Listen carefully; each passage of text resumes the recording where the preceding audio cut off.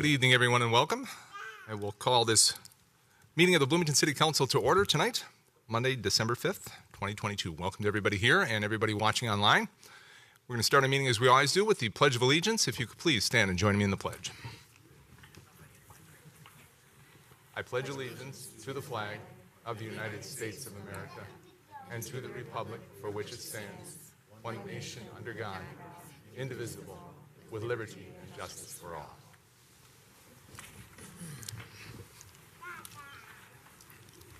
Once again, thanks everybody for joining us tonight. We've got a big meeting, a lot on the agenda. And our agenda this evening includes enthusiasm in the crowd. That's what I like. Our agenda includes actually 6 introductory items. We're going to do a Human Rights Day proclamation and then make our Omar Bonderud Award presentation for 2022. We're going to talk about our City Council vacancy. That will be upcoming at the end of this calendar year. We're going to do some appointments to the HRA Board, the Port Authority, and to the Merit Board. We have 11 items under consent business, and I believe Councilmember D'Alessandro has our consent agenda tonight. Under hearings, resolutions, and ordinances, we have 7 hearings, 7 public hearings, and the first is probably the main event for tonight, item 4.1, our Truth and Taxation hearing. We'll also talk about our 2023 through 2032 capital improvement plan. Public hearing on a new on-sale intoxicating liquor and Sunday license application at Friendship Village. Talk about preliminary and final plat for Bloomington Central Station, 8th edition. Tax increment financing for Gyropolis Redevelopment project, an ordinance amending our lawful gambling regulations, and an ordinance establishing a THC product licensure and regulations. Under organizational business, we'll go with our typical City Council policy and issue update. And then 5.2, we are looking to go into closed session to review the potential sale of property. And at that point, we'll have to ask everybody to go enjoy the rest of your evening and clear the council chambers as we go into closed session for that discussion. Council, any questions on that? Any additions, subtractions, anything that we need to change? Hearing none, I will move approval of tonight's public hearing, or public agenda. And we've got a motion and a second, and with one member remote, Councilmember Coulter being remote, I think we're going to have to do roll call votes tonight. So, Mr. Brillert, if you could help us out, we've got a motion and a second to approve tonight's agenda. All right, Councilmember Coulter. Aye. Carter. Aye. Lohman. Aye. Martin. Aye. D'Alessandro. Aye. Mayor Bussey. Aye. Motion carries 6-0, and we have a agenda for this evening. Just to note, Councilmember Nelson is not with us this evening. First up on our agenda is a Human Rights Day proclamation. I've got too much paper up here right now. I'm going to head down to the podium and do our Human Rights Day proclamation.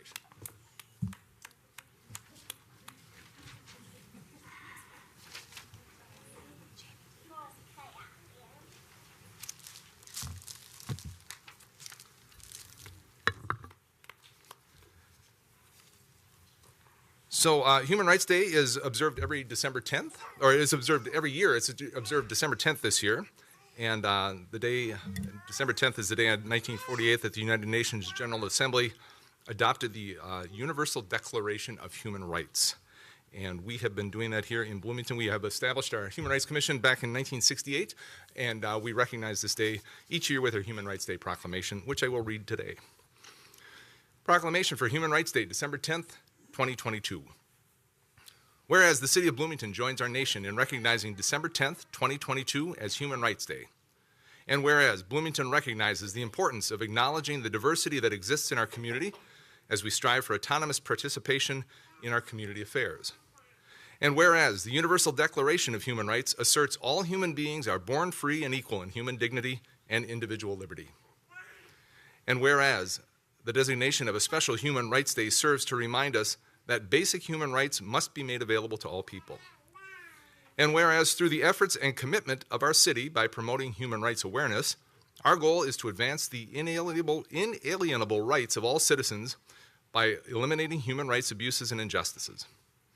And whereas the City of Bloomington Human Rights Commission is celebrating 54 years of aiding and advising the City Council in ensuring all citizens have equal opportunities.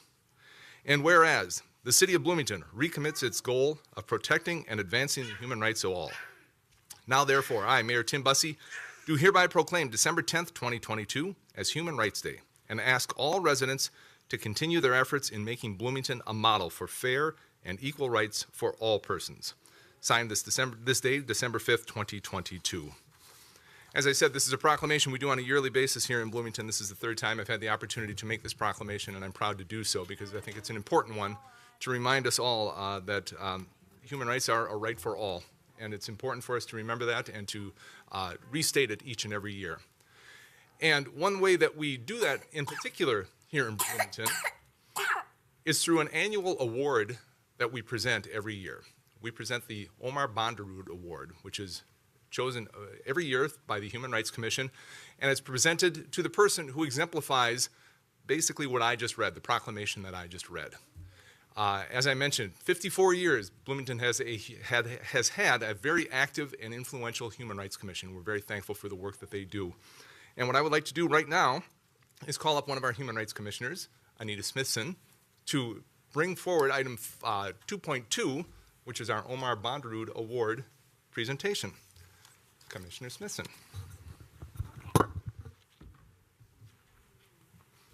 we come on that side? Yeah, why don't you face the crowd? That's a better idea. Sounds good. Great. Thank you, Mayor and City Council. Yes, as Mayor Bussey said, the Omar Bonderud Human Rights Award is presented to an individual or an organization that has made a significant contribution to ensuring the rights of people in Bloomington. Omar Bonderud was the first chairperson of the Human Rights Commission, which was formed in 1968. The Human Rights Commission is really pleased to recognize Tara Owens with the Omar Bonderud Human Rights Award for 2022. We received several wonderful nominations from members in our community, but Tara's nomination rose to the top for several reasons. First, the scope of work is just really tremendous. The Todd Pod alone is impactful, but the work to re-engage the Early Learning Advisory Council, as well as other projects mentioned in the nomination, such as raising money to update some of the preschool equipment at Southwood and at the Pond Center, just all showed the scope of all the amazing things that you're doing in our community. It was clear when we read the nomination and in the video that we're going to watch in just a moment that the work that Tara has done to engage and build community for parents as well as these young people has made measurable impact to improve the quality of life for so many. As we think about Bloomington tomorrow together, it's really important to recognize that we will be most successful as a community if we're engaging the future of our community, that there's a place for them, and that they belong, even here. I love it, the clapping, and they are important. Creating community for the youngest people in Bloomington is investment in their future, and we believe that community is how young people will grow their sense of belonging and acceptance here in Bloomington.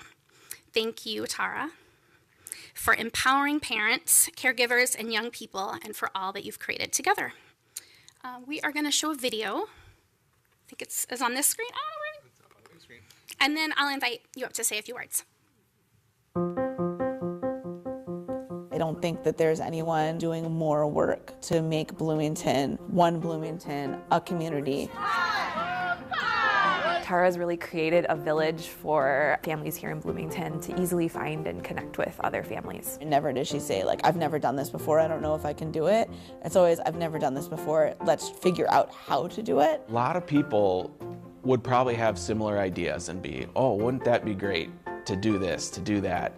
Tara's the person that's like, okay, let's do it. Let's get an email out, let's put a list together, let's send out these invitations. She's the doer. I'm Tara Owens. I lead the Todd Pod group in Bloomington, and I also chair the Bloomington Early Learning Advisory Council. Todd Pod got started in the early fall of 2020, coming off of early pandemic lockdown time. It's short for toddler pod. It was a group of families with children basically 1 to 5 years old that wanted to meet at local parks and have social time both for the little kids and their grown-ups. We had a weekly park play date, and we would just rotate around all of Bloomington's awesome parks. And we did try to kind of do east and west and north and south, and kind of made an adventure out of it. She said to me, hey, would you come and do some story times for us? There's one where it was like literally snowing on us. So we were outside in the snow reading books and singing songs together, and it was like a great way for us to connect in person and be together. I used to think Todd Pod was a pandemic thing, and it was born out of like a desire for connection. But what I've seen is Todd Pod has grown more since the pandemic eased up than it did during the pandemic, which tells me there was just a need for community, for connection. It still is just an email list. Like, it is not anything official, and yet it's so much more. Todd Pod got started with 8 families, and then as we moved around different parks and we added people, a year later it was 100. Today, 2 years and change later, it's 275. It's just blossomed into such a huge community. It is very life-changing. I don't know what I would do without Todd Pod and the community that we have. Always in her mind is, how do we make this more diverse? How do we make this more accessible? How do we make sure that we're including everyone? I also chair the Bloomington Early Learning Advisory Council, which is a lot of words for a group that is separate but aligned with the school district, and specifically early childhood in the school district. That group exists to advocate and advise on the early childhood programming that the district does. Also to do some things that aren't as measurable but are equally as important. You know, building community, making school feel like more than a class you attend once a week. And it's given me an opportunity to meet other parents in Bloomington with kids the same age as mine or similar ages who are also interested in creating something for the next generation of Bloomington citizens that's really cool and a legacy that we'll be proud to leave behind.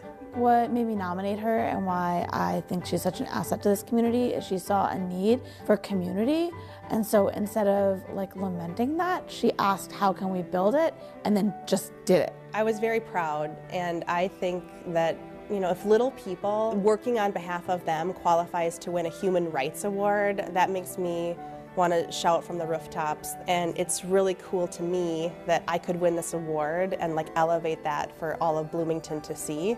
She is blazing trails for all the rest of us parents to hop on and join her and do some really cool things for our kids. I feel really connected now to Bloomington, and I probably will never leave. I just feel like I belong here.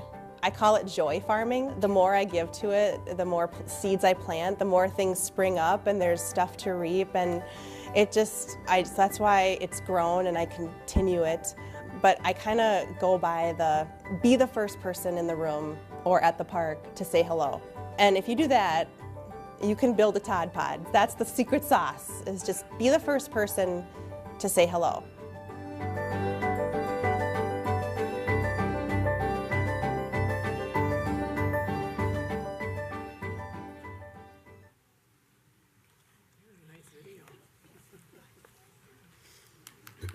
That's right.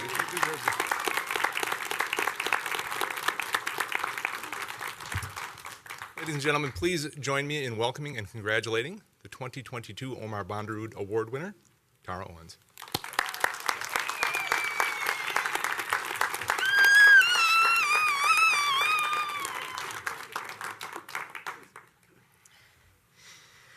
Well, I'm already crying because I love all those kiddos in that video that you saw. But let me stick to my script. First of all, thank you, Anita, and all the members.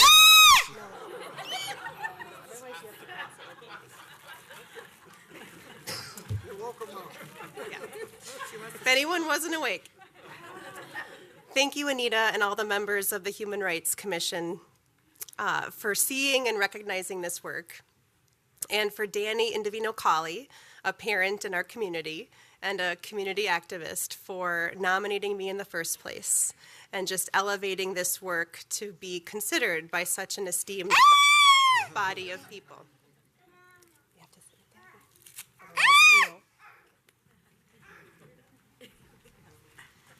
Otherwise,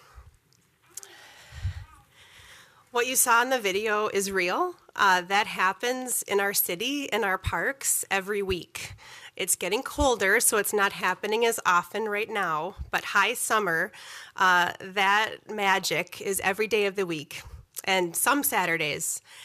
And if there's one thing I've learned since becoming a parent myself, I've been at this about 5 years now, it's that you cannot over-support a family with young children.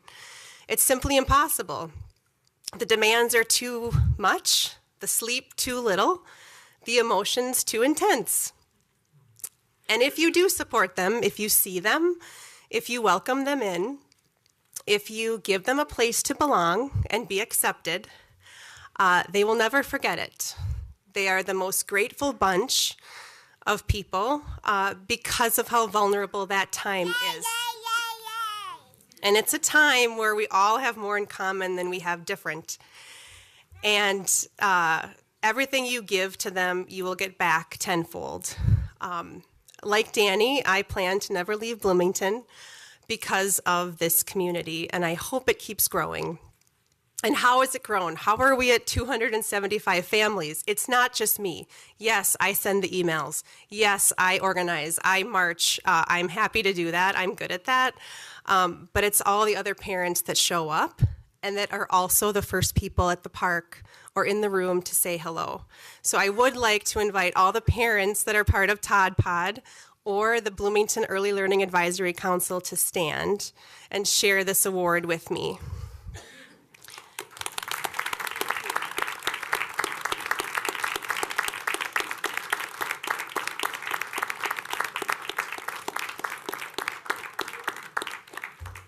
And for every one that's here in person tonight, there's 10 more at home watching on the live stream as they do bedtime routine and as they maybe finish dinner. So it's an honor. I'm humbled, and I appreciate it very much. Oh, and I need to also thank my biggest and littlest cheerleaders. You already heard from the littlest, but my biggest is my husband, Dano, who does a lot of sharing of time so I can do this work. And so I wouldn't be on the journey at all or have found this calling if it wasn't for him and us being a family and having a whole new meaning for family because of this work. So thank you very much.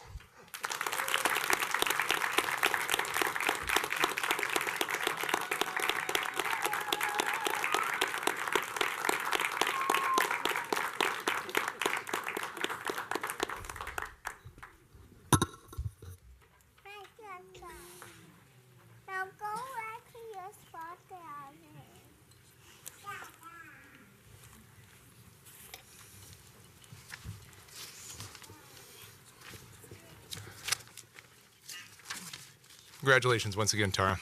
Well done. Moving on in our agenda, item 2.3 is an update on our city council member vacancy. As I'm sure most of you know, our city council member, our colleague Nathan Coulter, was in November was elected to the Minnesota House of Representatives and will be leaving the city council to take that job, I think, unless he wants to turn it down and stay with us. I mean, it's tempting, I'm sure. He's going to try and reply now. I think I'm good, Mayor. Okay, good enough. Good enough. So we will have a council vacancy as of the first of the year, and we have a process in place to fill that vacancy. And I'm going to turn it over to Mr. Verbrugge to fill in some of the blanks and the details for us this evening. Mr. Verbrugge. Thank you, Mr. Mayor and council members. What we have tried to do is make sure there is as little time for vacancy on the council as possible so that we have a full complement of council members. And so even though the effective date of the vacancy has not occurred yet, we're pretty confident that we know that the vacancy is still going to happen. And so we're going to put the wheels in motion so that the council can be ready to go as soon as that vacancy is there. So we will post the announcement of the vacancy on the city website this week. Application period will be open from December 8th, which is Thursday, through the 22nd. We have identified initial interview dates of January 4th and 7th, which would be special city council meetings. And then that's obviously depending on the number of applicants we get. Resolution declaring the vacancy will happen on January 9th. That's because, according to our charter, the actual resolution doesn't get made until the vacancy actually occurs. So we have to wait for that to happen. And then we will invite the finalists to present before the council, and then hope to have an appointment made and a new council member seated by January 23rd. So if everything goes according to Hoyle here, we should only have one meeting with only 6 council members, and then we should be able to seat that new council member on the 23rd, the second meeting of the year.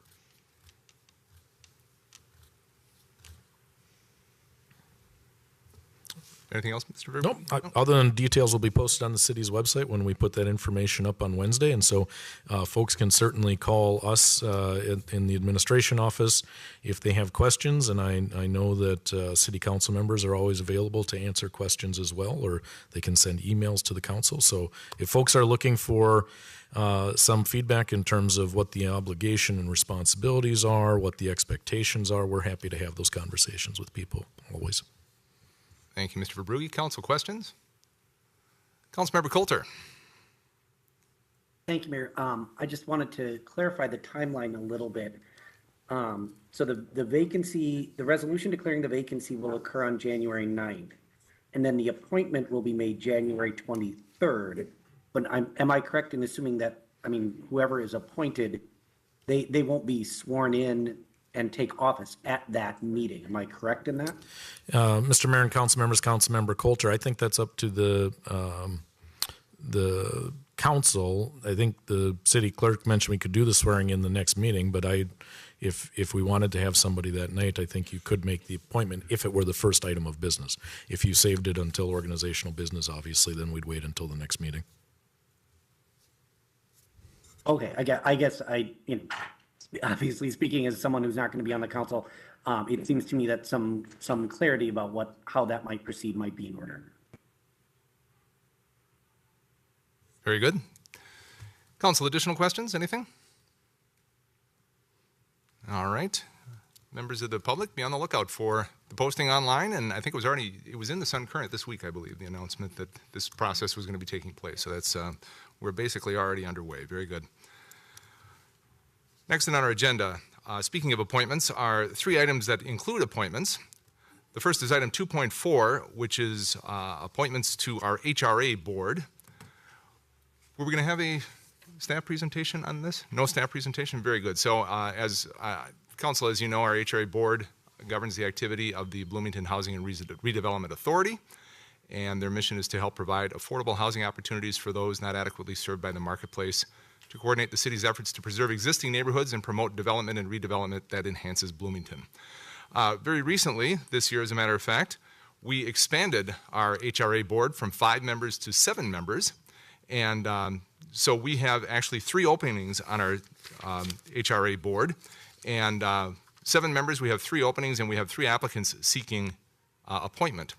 I will point out, and it's in your council packet as well, that we did go through a good interview process, an application process and an interview process, and the breakdown of the applicant pool demographics and some summary of the questions and the answers that we received during the interviews are posted on in the packet. The interview panel included Erica Coleman, our HRA administrator, Cheryl Lewis from the HRA board, Vicki Huheim from the HRA board, myself from the Port Authority, and Cynthia Hunt from the Port Authority. So with that, officially, this is a mayoral appointment with approval of the council. And based on the interviews that we did and the discussion of the interview panel, the 3 recommendations by the mayor are to appoint Rod Wooten, Blake Doblinger, and Jennifer Muller to the HRA Board of Directors. Council, is there any questions or any discussion on this appointment? I hear none, so hearing none, I would move the appointment of Rod Wooten, Blake Doblinger and Jennifer Muller to the HRA Board of Directors. Second. Motion and a second. No further discussion. Mr. Brillert. Councilmember Coulter. Aye. Carter. Aye. Lohman. Aye. Nelson. Aye. Martin. Aye. D'Alessandro. Aye. Mayor Busse. Aye. Motion carries 7-0. Thank you all, and congratulations to our new board members for the Housing and Redevelopment Authority. Item 2.5 is similar. This is our Port Authority Commission. And once again, the Port Authority is a mayoral appointment with approval by the council. We have 7 members on the Port Authority, which was created to deliver orderly real estate redevelopment and economic development throughout the city. And the Port Authority's efforts currently are concentrated in the South Loop, which is east of Highway 77, including the Mall of America. But beginning in 2023, the Port Authority will be handling redevelopment and economic development throughout the entire city. In addition, the Port Authority is in the early stages of creating a small business development center, which is an exciting move by the Port Authority. We had 2 openings on the Port Authority, and we had 3 applicants. The two of the 3 applicants were incumbents, and based, again, on the interview by the panel that I described earlier, and a review of the applicants and interviews, the board did recommend to reappoint the 2 incumbents, Bob Erickson and Steve Peterson. Council, any questions on that? Councilmember D'Alessandro. Not really a question specifically about the appointments, but are there term limits on the Port Board? We do not have Port Authority term limits, no. Do we have them for any of the other appointed commissions? I think we do, right? Yes, we do. Okay. Is there a specific statute reason why we can't on Port? No, not for any reason other than I just was curious. That I don't know off the top of my head. Okay. We'd have to investigate that. I'm Sure. not sure. Sounds great. This Thank is just the way the Port Authority was statutorily created. It was not, there were not term limits Okay. listed. Thank you. Appreciate it. Any additional questions? If not, Council, I would move that we appoint Robert Erickson and Steve Peterson to the openings on the Port Authority Board. Second. Motion and a second to appoint Bob Erickson and Steve Peterson to the Port Authority. No further council discussion on this. Mr. Brillert. Councilmember Coulter. Aye. Carter. Aye. Lohman. Aye. Nelson. Martin. Aye. D'Alessandro. Aye. Mayor Busse. Aye. Motion carries 7-0. Our final appointment of the evening is item 2.6 is an appointment to our Merit Board. And the Merit Board oversees the administration of the city's merit system for city employees. The Merit Board establishes and maintains rules and policies for human resources administration. The board meets once per year and periodically when business is pending before it. There are 3 members on our Merit Board, and we had 1 opening and 2 applicants. Now this, unlike the first 2, this is not a mayoral appointment. This would require a vote of the City Council. Based on the interviews that were done and the review that were done, the recommendation, I believe, is to reappoint the incumbent, Nels Erickson. But I will leave this open to the council, and we are, I think, going to do our voting as we typically would do for an appointment.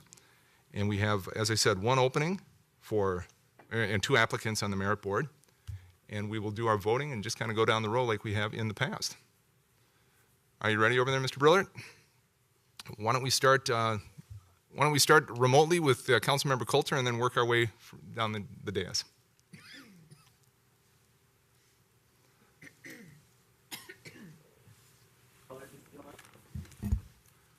Erickson? Mr. Brillert, I think he's getting ready. Mr. Brillert, do you want to call the roll? Nope. Councilmember Coulter. Erickson? Erickson.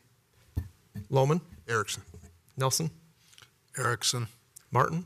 Erickson. D'Alessandro. Erickson? And Mayor Busse. Nels Erickson.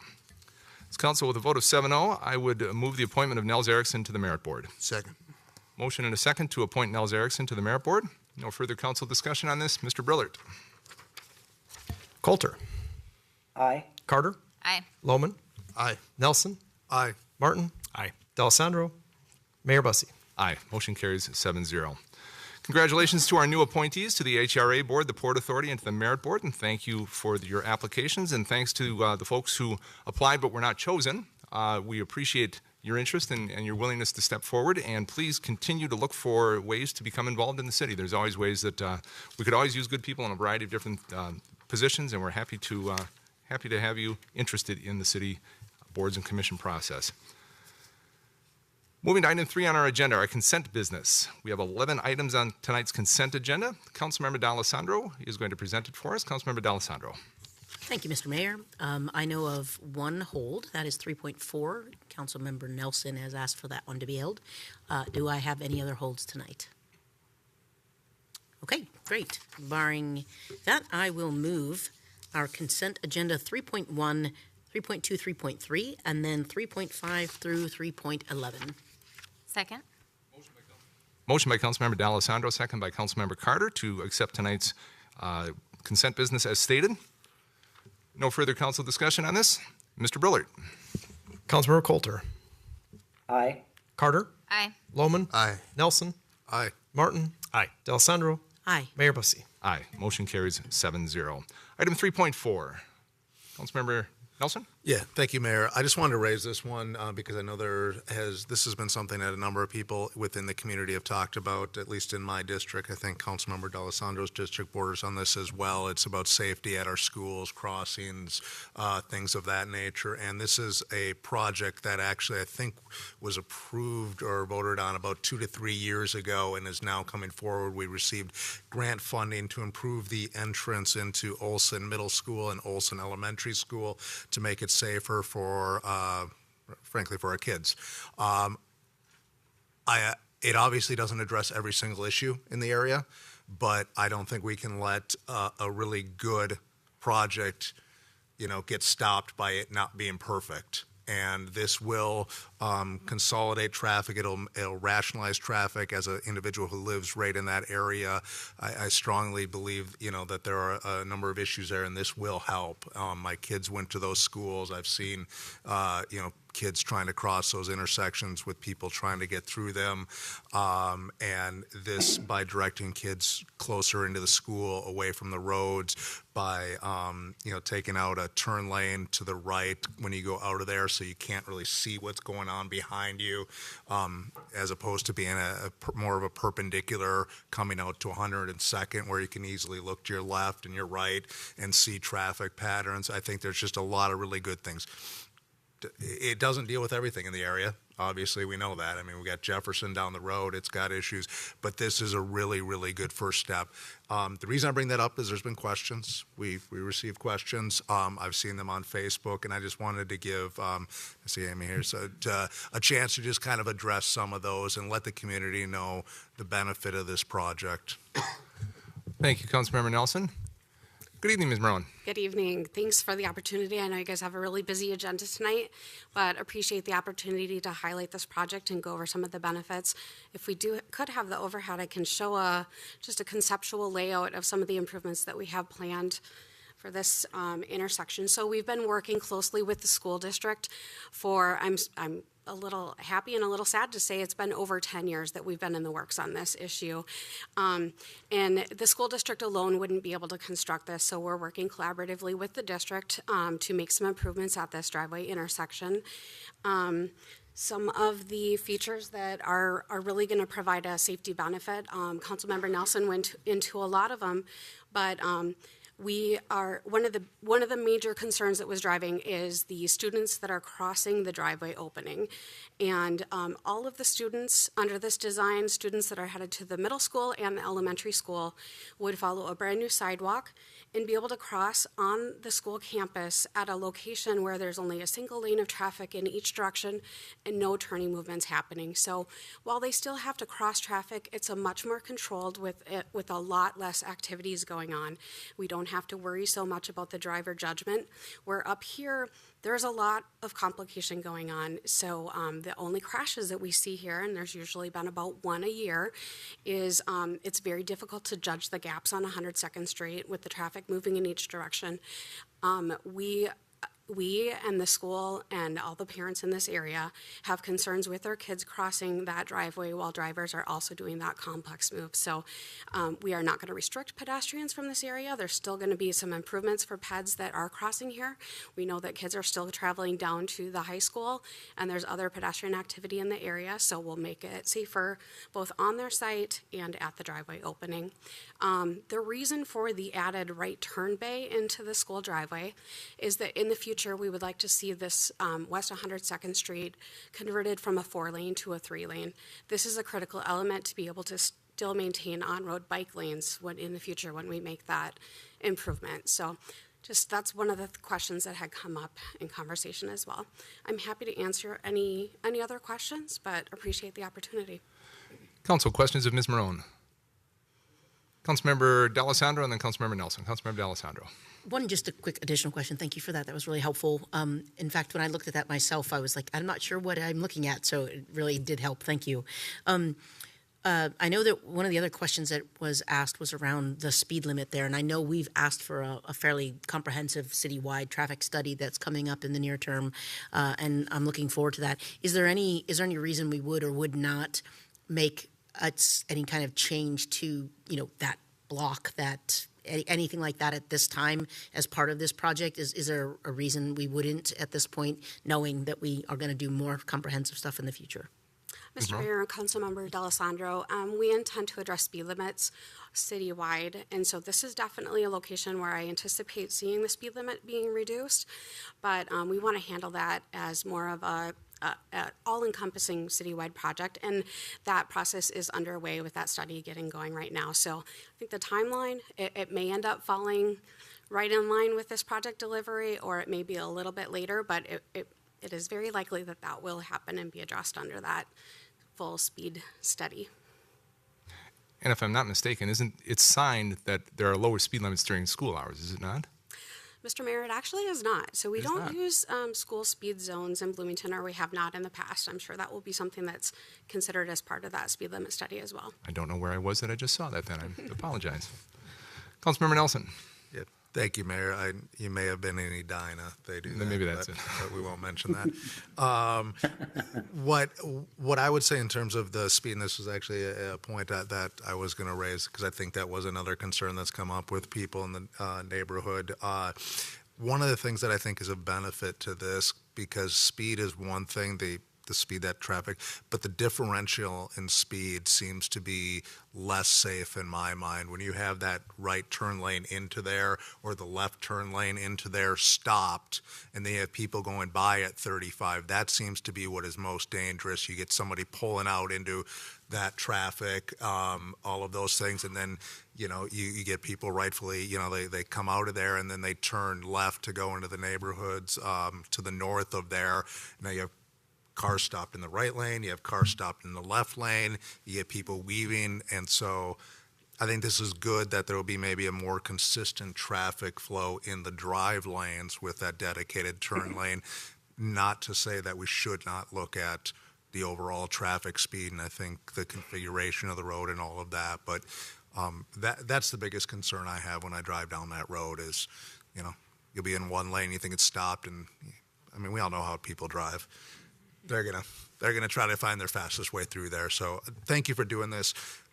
I underestimated how long you've been working on it, so I'm really glad to see it come to fruition. Like I said, not perfect, doesn't address everything, but a really, really good first step. So thank you. Thank you. Council, any additional questions of Ms. Marone? Any additional questions or comments on this item? Councilmember Lohman. Just make one quick comment. It's nice to see, as Councilmember Nelson mentioned, to see the progress that's coming there. I know that this is we'll continue to see more work done down the line, and having had the chance to go there, I'm glad to see those changes and everything. Sometimes works in incremental fashion. So it's the first step. We'll look for the next one. With that, then, I'd be happy to move item 3.4. Councilmember D'Alessandro. Second. Oh, I have to read it, yeah. I'll move to adopt the resolution in order to order improvements for Olson School's Safe Routes to School Site Improvement Project. Second. This is why I don't make motions. Motion by Councilmember D'Alessandro, second by Councilmember Nelson to adopt item 3.4 on a consent business this evening. Hearing no further council discussion on this, Mr. Brillard. Councilmember Coulter. Aye. Carter. Aye. Lohman. Aye. Nelson.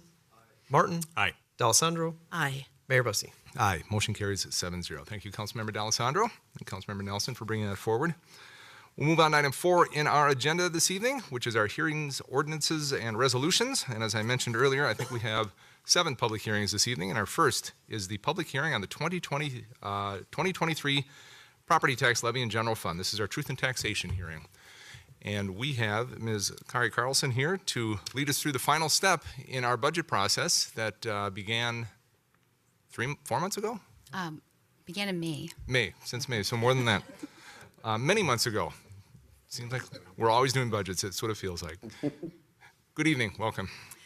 Good evening, Mayor and Council. I would like to introduce our City Assessor, Tim Bulger, is also in the Council chambers this evening, and he will be available at the end of my presentation to answer any questions about assessed property values, homesteading properties, and the state's property tax refund program. And he will also be available in the lobby just outside of the council chambers afterwards if anyone here has any specific questions about their own property valuation. Next slide. So this evening, it's going to be a pretty brief presentation. I'm going to give a recap of council and public involvement, just talk about the alignment with the new strategic plan, the decrease that we have proposed tonight from the preliminary levy. Karen, can I ask you, can you bring the microphone a little bit closer to you? Yes, is that Thank you. there? That's better, thank you. I will just go over the 2023 general fund revenue budget and the expense budget, and then the proposed tax levy impact to the median value home, a comparison to other cities, and then I will talk about the property tax refund program, and then we will have the public hearing.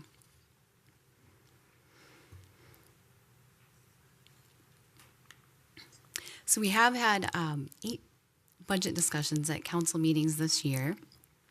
So in May, there was kind of an initial budget discussion with Chief Seal was here as well. And then in August, we had the special meeting to discuss the preliminary tax levy and general fund budget. The preliminary tax levy was set in September. On October 3rd, then, we had some non-property tax budget requests that were approved. On October 17th, we had an in-depth look at the utility fund budget and their proposed rates.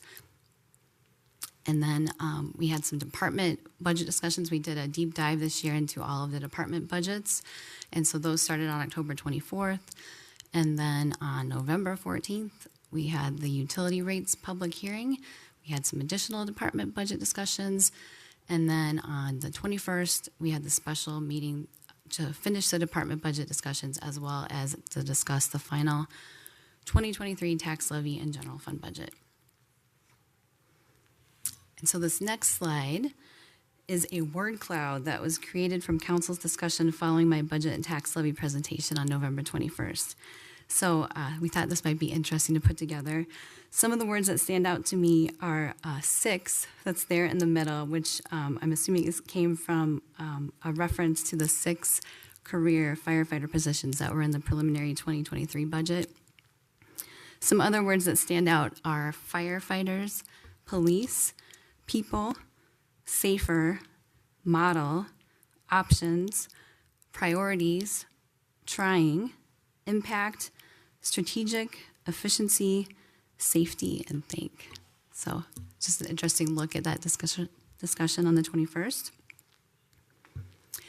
This slide, I just want to highlight again that we had 7 public budget engagement events in the community from May through October, where we gathered feedback for the City Council on people's priorities for city spending.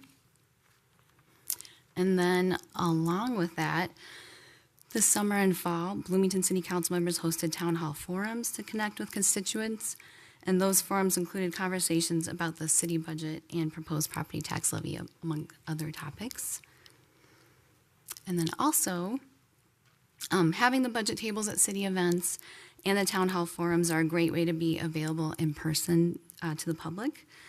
Along with those events, the city also conducts a national community survey annually to receive statistically weighted results that reflect Bloomington overall. And the survey took place between May 20th and July 8th, and the results were shared with the council at the October 7th City Council meeting. This was the 11th time that the city has conducted this survey.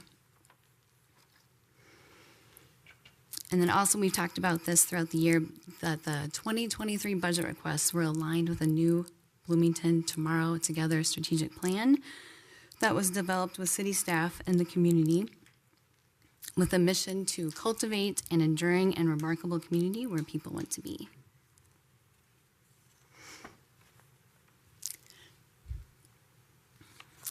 So this, the 2023 fire budget, the 2023 budget has a significant investment in both police and fire.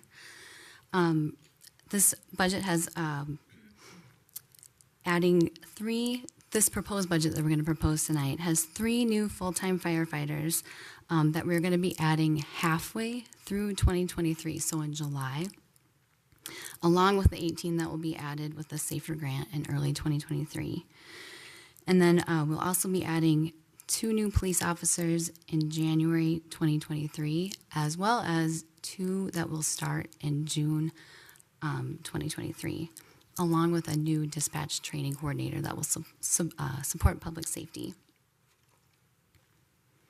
On this next slide, we talked about this on November 21st, but since the preliminary 2023 tax levy was set, there have been some positive developments. We received the SAFER grant, which is the Staffing for Adequate Fire and Emergency Response, that pays for 18 full-time firefighters for 3 years. The lodging and admission tax forecast has increased by $308,000. Permit revenues have also increased by $836,000, and then with a new credit card policy, we were able to decrease the $75,000 in credit card fees for building and inspections. So in this next slide, from the preliminary budget that was passed in September by the council at a 10.5% increase, what we're proposing tonight is an increase of 9.15%, and that is a reduction of $922,000. And so this chart is showing how we reduced it down to $922,000. So at the top are the amounts that are decreasing the property tax levy, and then there are some increases at the bottom. So I already went over some of the revenues. The reduction in the fire expenses is that in the original budget that was presented and approved in in September 23, that had 6 full-time firefighters in that, and that was before we received the SAFER grant from FEMA. And in this budget, we have just 3 firefighters in addition to the 18, but they would not start until July. And then some of the other things, the contingency and the delinquent taxes, that's just a factor of having less property taxes and also having less expenses. Those are percentage-based. But we have added in here $142,000 to hire. We were already going to be hiring 2 additional police officers in January, but in this proposed budget, we would also hire another 2 in June of 2023. We had an increase in Parks and Rec, Arts and the Parks expenses of $10,000. And then in that preliminary budget, we did have, we had added to the transfer from strategic priorities. So initially we'd planned $1.1 million to come from the strategic priority fund into the general fund for tax levy stabilization. For the preliminary budget, we had increased that by $729,000. And then in this proposed budget, we're proposing to bring that back down to $1.1 million. And then on the next slide, this is just the graph. This is all of the general fund revenues. The majority of that is 68% for property tax levy, but we do have other revenues as well, with the lodging and admission tax at 10%, permits and licensing at 7%. We have some transfers in there at 6%. Intergovernmental revenue, which is basically grant revenue, both federal, state, and local, and then some program income as well. And then on the next slide, for the general fund expenses, you can see on the right hand of this pie chart that police, fire, and public works together comprise about 64% of the overall general fund budget. So the next slide is where we have the proposed 2023 tax levy at an increase of 9.15%. It has all of the different categories of the tax levy laid out. The biggest one is the general fund. The original levy that was approved in September was about $75.5 million, and the one we have proposed here is about $74.5 million.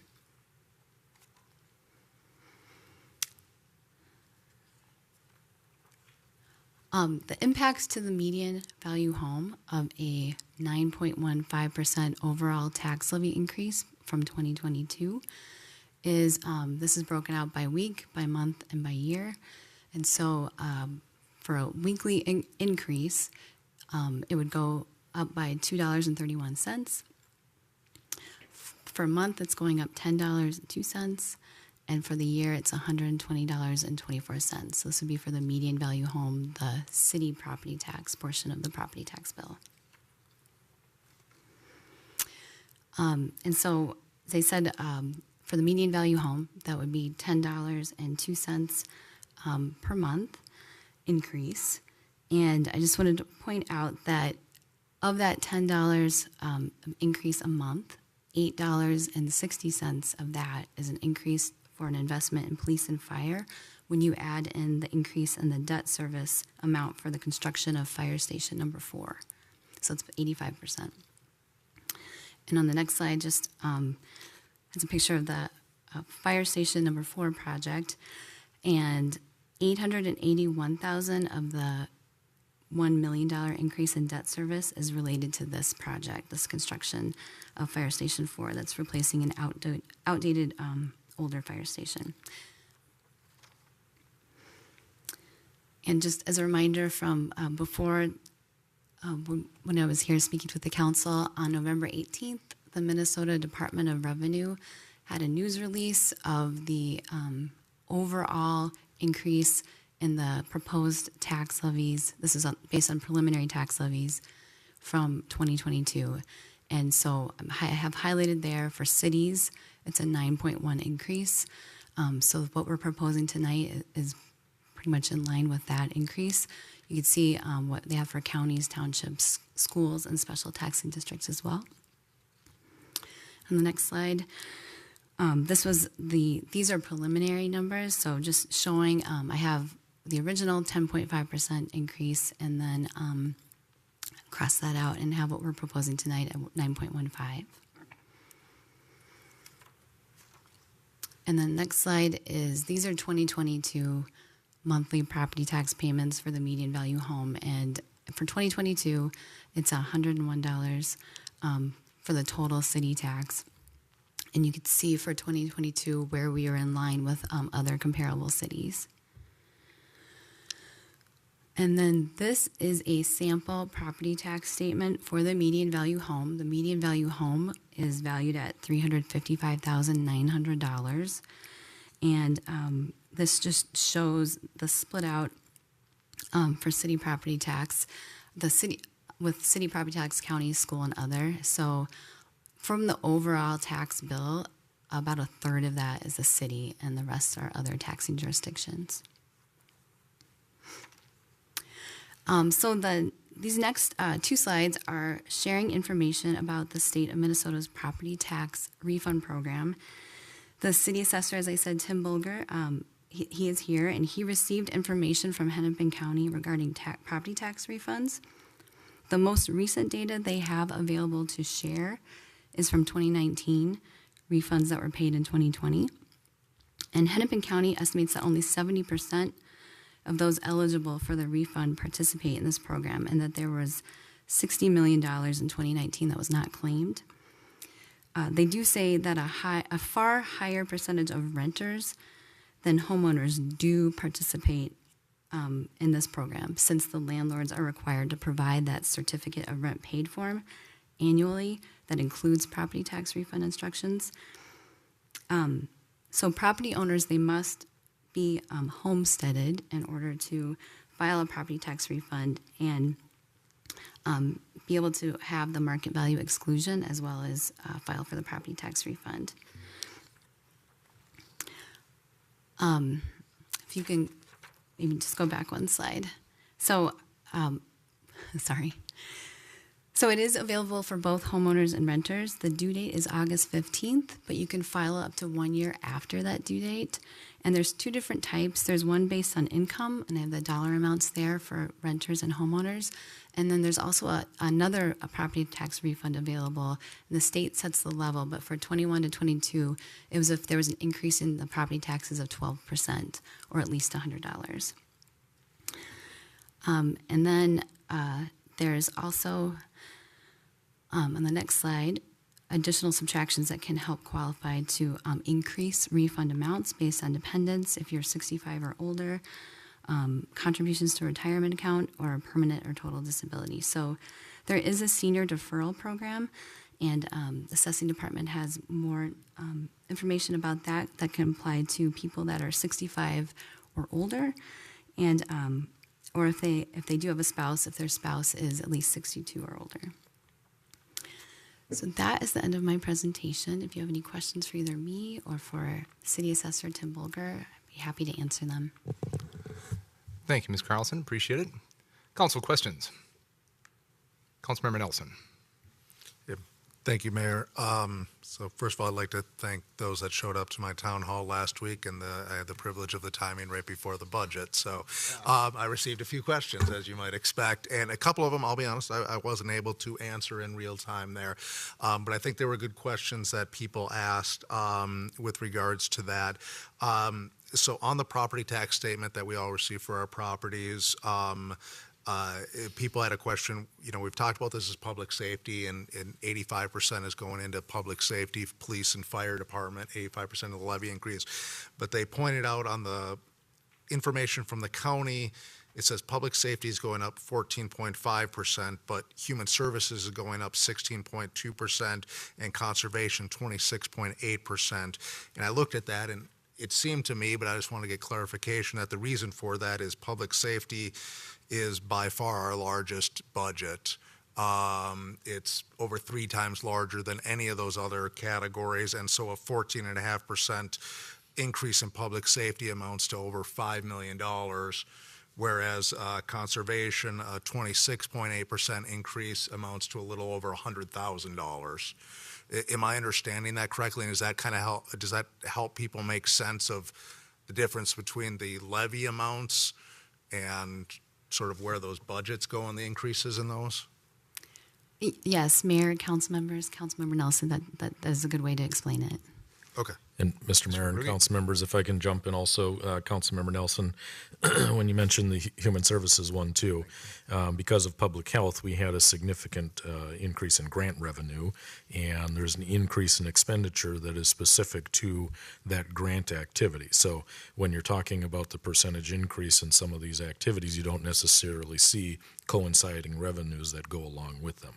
So, and that might be explained by the all other revenues going up by just shy of $3 million. So, okay. I just wanted, because that was a question I wasn't able to answer in real time. I hadn't seen that form before. The second one, do we have any forecasts of what we're looking at for levies going into the future?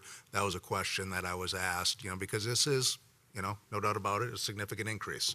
And I think we've talked about that. So people are like, are we going to continue to have these types of significant increases or not? I mean, the reality is, if you look at the last 3 years, on average, we're at less than 5% increases when you take the last 3 years. So, we're trying to hold it in line. We're trying to keep it in check. But I think people are looking at what's coming forward and if we have a sense of where we're at. So, Council, Mayor, council members, Councilman Nelson, or Jamie, would you like to answer that question? Okay. Mr. Verbrugge. Corey probably has specific numbers at her fingertips or close to them. But I think it's safe to say that we're looking at higher than average increases over the next several years as we've worked through the budget projections with the council. Over the last 5 to 6 years, we've been anticipating this very heavy capital investment phase going into needing a number of facility replacements and renovations. In addition to that, the plan for the transition to the hybrid fire department is going to be a long-term plan, long-term meaning the next 8 to 10 years, that will be driving some higher than usual budget increases as we hire expected to be about 6 firefighters a year or more, depending on how the budget can handle it, till we get to that desired staffing level of full-time firefighters. And then we have the annual consideration of wages and salaries being in a collective bargaining environment, that we have a process there. So with our base operations, the heavy capital investment, and then the transition, especially in fire department, we're going to see heavier than usual increases over the next few years. And, you know, that's forecasting.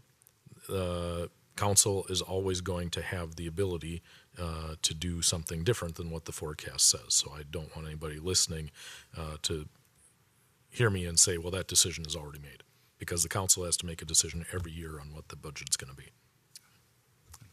Thank you, City Manager. I appreciate the candor. So, and I appreciate laying that out for people to understand and where that money and the priorities will be. So, Councilmember Lohman. Thank you, Mayor. I had a question with regards to one of the slides that was presented. It said change from preliminary 2023 budget and levy. I see here a reduction in the strategic priority transfer revenue of $729K. I know we talked about that the last time, and I wanted to just ensure that folks who may have not attended that the last time that you talk about kind of why the reduction actually ends up becoming an increase to this. Can you talk a little bit about that, Manager? And I've got one other question for you guys. Mr. Verbrugge. Thank you, Mr. Mayor and council members. Councilmember Lohman, that's a good question, because as you look at what's a red number and what's a black number in Kari's chart there, it does get confusing. It is an increase because it is the reduction of a revenue coming into the general fund. So what we did back in September to get to the council's desired preliminary levy number was increase a transfer from our strategic priorities fund, which is a separate fund. That money being brought in was a revenue to the general fund that offset the need for property tax levy. Okay? So as we've tried to get to the final budget, one of the things we talked about was having too much dependence on our strategic priorities fund on an annual basis to stabilize some of that tax levy or moderate the tax levy increase. And so what we asked the council to do was to pull back on that strategic priority transfer into the general fund so that we don't have a significant structural imbalance, because we have what we call tax levy stabilization of about $1.1 million for the next several years, and we didn't want it to be much higher than that. So that's what that $729,000 difference is. And I also thought I heard you say during the last meeting, Manager, and understanding that things can change over time. So I'm not trying to lock into a box here. So please understand when I say this, that we understand that by bringing on additional firefighters in the future, that we may possibly utilize that to help defray some of those when we hit that bump further out once we add those. Am I understanding that correct? Mayor, council members, Councilmember Lohman, I don't feel boxed in. I think that's consistent with what we've said, is that the initial 3-year grant from the federal government for those 18 new firefighters will, in 3 years, have a point in time where it impacts the property tax levy, and we'll have to account for that, yes. And the Strategic Priorities Fund may be a way that we do that, again, using that tax levy stabilization approach. And for those folks who, this is my secondary question here, have not been necessarily paying attention, I know that over the last 3 years that this council had brought in a levy at a lower number, and I'm not sure if you have off the top of your head what the last couple of years, 2-3 years would have been. I think last year was it 2.5 that we. Mr. Mayor and council members, we were at 2.75 each of the last 2 years. Okay. So, and I know during those periods of time, we were concerned about what was happening with the pandemic, and I know that this council tried to strike a balance with respect to what was happening with that period of time, and now we face a different situation with respect to fire, where our old model that used to work necessitates us to balance that moving into the future. So that's the way that I am, looking at this, and just wanted to make sure that I understood what those prior levies were. Thank you. Additional questions? Councilmember Carter. Thank you, Mayor. I also had the question around the Strategic Priorities Fund, so thank you for answering that. I guess my other question really, do we have any idea where other cities are landing with their final levies at this point, or is it still too early to tell? And it's kind of more as... Yeah, Mr. Mayor and council members, we haven't surveyed the managers or the finance managers to find out where their anticipated landing point is. Okay, thank you. Ms. Carlson, as I look at the slide with the proposed 2023 general fund expenses, and you brought up that the police, fire, and public works were at 64%. Are we in line with other cities on that? Is that a typical number, or are we higher or lower than our neighbors and most cities that you're aware of? Mayor and council members, I don't know. Don't know. I don't have that information, but we can find out. No, it's more of a curiosity than anything, because it would strike me. I have to imagine it's got to be in the ballpark with other cities, but I was just wondering where we stood, higher or lower, or right around the average. We can get that information. Thanks. Council, any additional questions? Councilmember Coulter, you okay? All right, sounds good. If there are no further council questions, what we will do now is open the public hearing on our Truth and Taxation hearing, our 2023 property tax levy and general fund budget. What I'd like to do is make sure that we do this efficiently if we could. We've got a sign-in sheet, and if you're here to speak on this, if we could just kind of pass it through the crowd and make sure you get signed in ahead of time and make sure that everybody knows that who you are and we're signed in. We have our 5-minute clock. By council rules, we limit folks in public hearings to 5 minutes worth of commentary, and so if you could abide by that, and I'll stop you if we get to the 5-minute mark.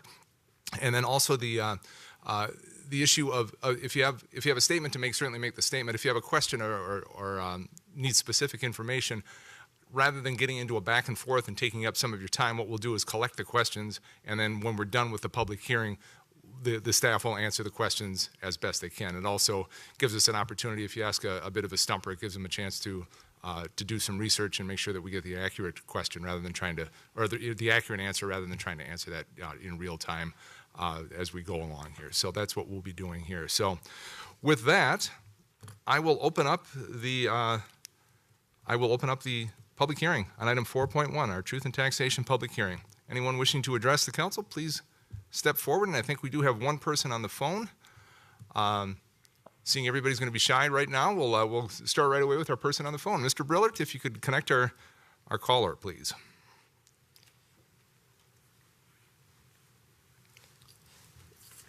Yes, Mr. Mayor, we have someone on the phone with a phone number beginning with 612730. Did you wish to speak on this item, 4.1, Truth and Taxation Public Hearing?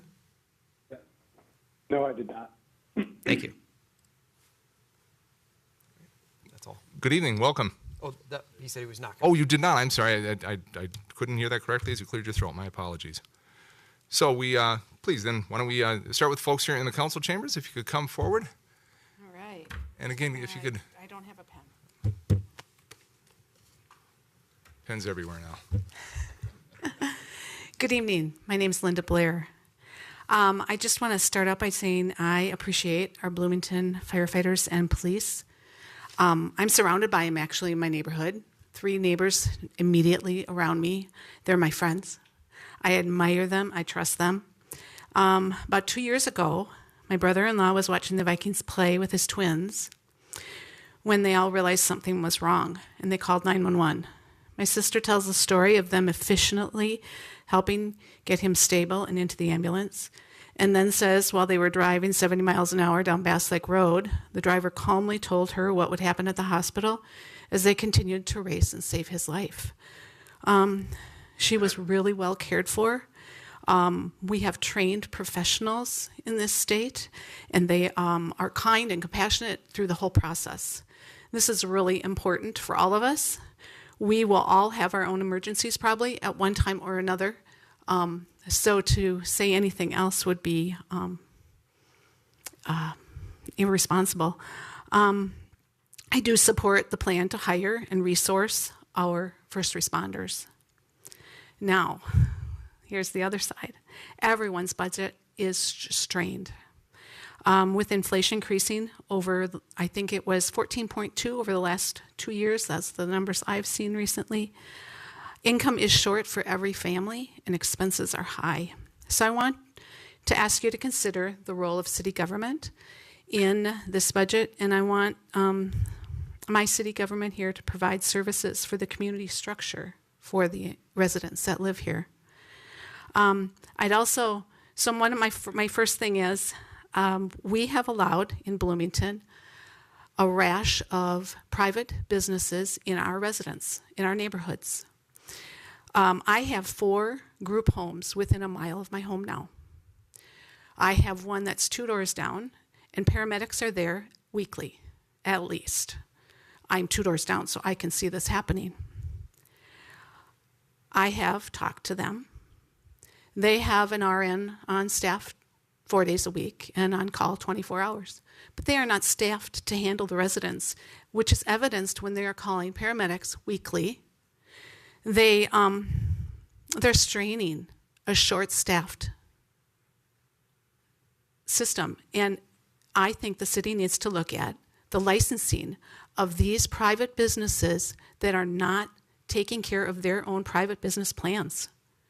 They need to staff for the residents that they have accepted into that home. It's not my taxpayers' money that should be spent for private business and private. And I also want to say that when you move private businesses into established neighborhoods, it's not fair. They congest my road. They take care of their property in a minimal way. I'm not on a public transit line, so they're stuck at their home. They don't contribute. I host National Night Out at my house. They don't come. They don't watch out for other neighbors. They don't add value. I see this home taking from this community and not adding anything. I understand that there might be an argument for group home living, but we need to balance the cost of a 90,000 member community versus one resident who needs somebody to lift them because they've fallen again and the staffing is not helping them. It's a strain, and I think that needs to be addressed. That's one of my things. I also would like to say that city government provides services for our community structure so residents can live safe and free. I don't believe that city is responsible for funding recreation. Those are all personal choices. It's a nice amenity, and but it's not essential. It's not something like fire and police, water and sewer, roads. Those are essential services that a city provides because that's a basic community need. In contrast, we have fine arts, golf courses, swimming pools, ice arenas, and I believe that you need to evaluate their cost sustainability versus private business taking over some of that, and look at what percentage of our community is really using that. I don't know what minutes I pulled up, but I was on the city page for the Bloomington Center of Arts, and I pulled up some meeting, and they had 18 people show up for a poetry reading and felt that was a good turnout. Now, 18 people versus 90,000 community, That's not worthy of my tax dollars, Ms. frankly. Blair, excuse me, your 5 minutes are up. Okay, Appreciate your perspective. Thank you. thank you. Please come forward. Appreciate the time to speak. My name is Mark Mills. I'm a 22-year resident of Bloomington. Like the prior speaker, I also support fire and police and feel like we have to spend adequately to keep things safe. The other part of the coin, though, is what I do want to comment on, and that's the property tax valuation. I saw my my taxes go up quite a bit, and my home is above that median value, but the increase in value that was assessed from last year was $158,000 in 1 year. And I'm just wondering if that's rational, because I don't think that I could turn around now and sell my home for that price, but yet I'm being taxed on that basis. And my question, there has been some building in the neighborhood, and including some multi-million-dollar homes.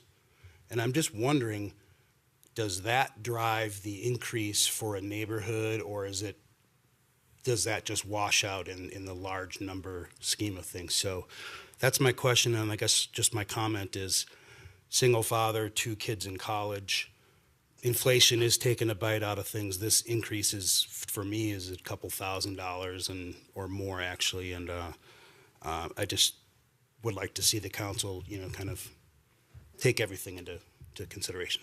Thank you. Thank you for your comments, Mr. Mills. If you could sign in, if you could, and Yes. Ms. Blair, did you get sign in? Hold on, he'll bring it back to you. Hold on, he'll bring it right to you. Mr. Mills will bring it to you. Others who would like to speak?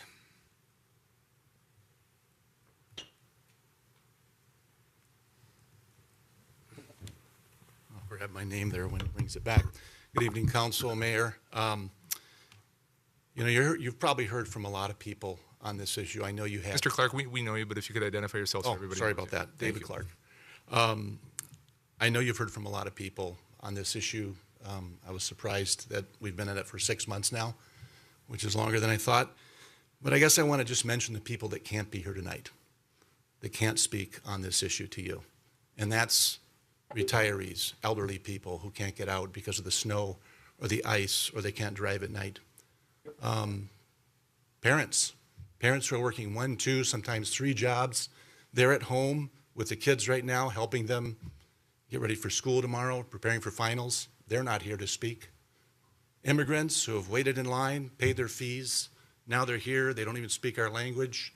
They're trying to get their feet on the ground. They're not here to speak. They don't know how local government works. And yet these increases that you're thrusting upon the people of Bloomington are going to hit them hardest. I might be able to afford it. Others might be able to afford it. $10 a month, you say, what's the big deal? $120 a year. And yet for the people, the most vulnerable people in our society, those people who can't be here to speak, they're the ones that are going to hit the hardest with any type of increase, especially an increase that's more than it needs to be. Now, I fully agree that we need to invest in fire and police. I think that's something that everybody can agree upon. And this has been sold to us as a safety budget, as a safety increase. Nobody's arguing with that. But how have we gotten to the number that we've gotten? It's not been through any discussion of rational spending containment. Our departments have not been challenged to come up with spending reduction plans, whether through attrition, organizational redevelopment, outsourcing, whatever the case may be, to get their expenses down. That has been devoid of any discussion that I've seen on this whole issue.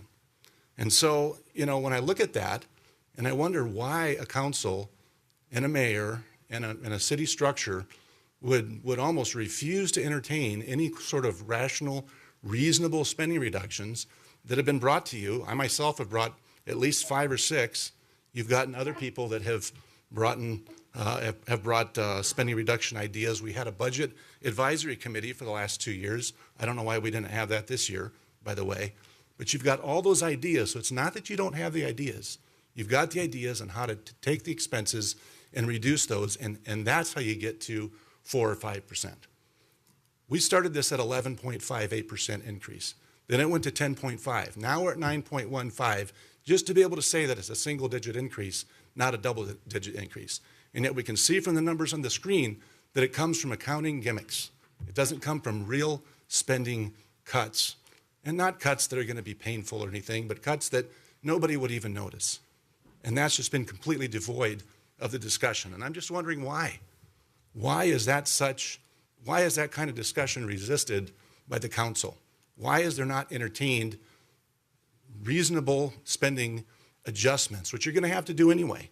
You're going to have to do them next year or the year after. We know that's coming. So why not get a jump on it now? So that's my point here, is we can get this back to 4 or 5% increase. That's where we've been for the last 7 years. The average increase has been 4.67%. For the last 2 years, it's been 2.75%. Now we're pushing 10%, which is a 333% increase over the last 2 years. So for all those people who can't be here to speak, I'm here to kind of speak on their behalf. I'm here to speak on my behalf. And I would just like to ask one person on this council to make a motion to table this tonight. Go back, do some more work, get this down to 4 to 5%, come back on the 19th, because that's your real deadline, and then pass this, something that everybody can agree on. That's what I'd like to ask. I just want to ask and see if there's one person in this council who will make that motion, that you'll have the courage to do that. And to stop this tonight, go back, take a closer look at it, make the spending reductions that you already know where to make those, and then come back on the 19th and pass something that falls in that 4 to 5%. Thank you. Thank you, Mr. Clark. Others who would like to speak this evening?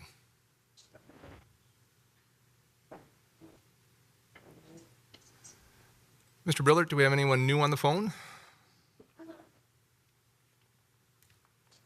Mr. Mayor, we do not. Very good. Anyone like to speak? Please come forward.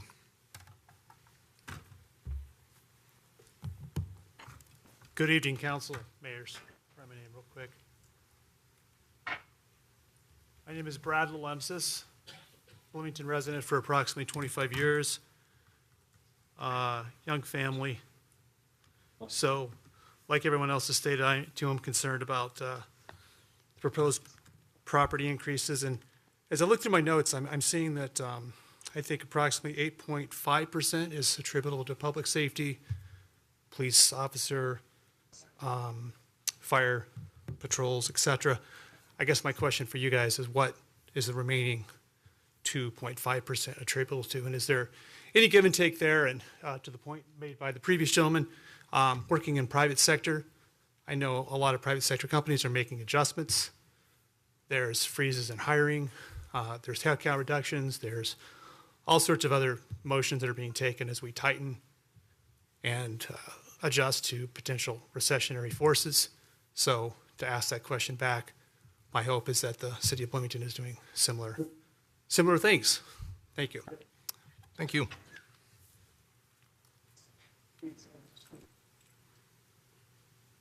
Anyone else wishing to address the council?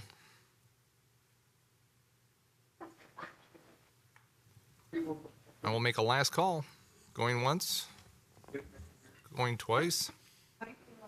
No one coming forward, no one on the phone. Council, I would look for a motion to close tonight's public hearing on item 4.1. So moved. Second. Motion by Councilmember Lohman, second by Councilmember Martin to close the public hearing on item 4.1. No further council discussion on this. Mr. Brillert. Councilmember Coulter. Aye. Carter. Aye. Lohman. Aye. Nelson. Aye. Martin. Aye. D'Alessandro.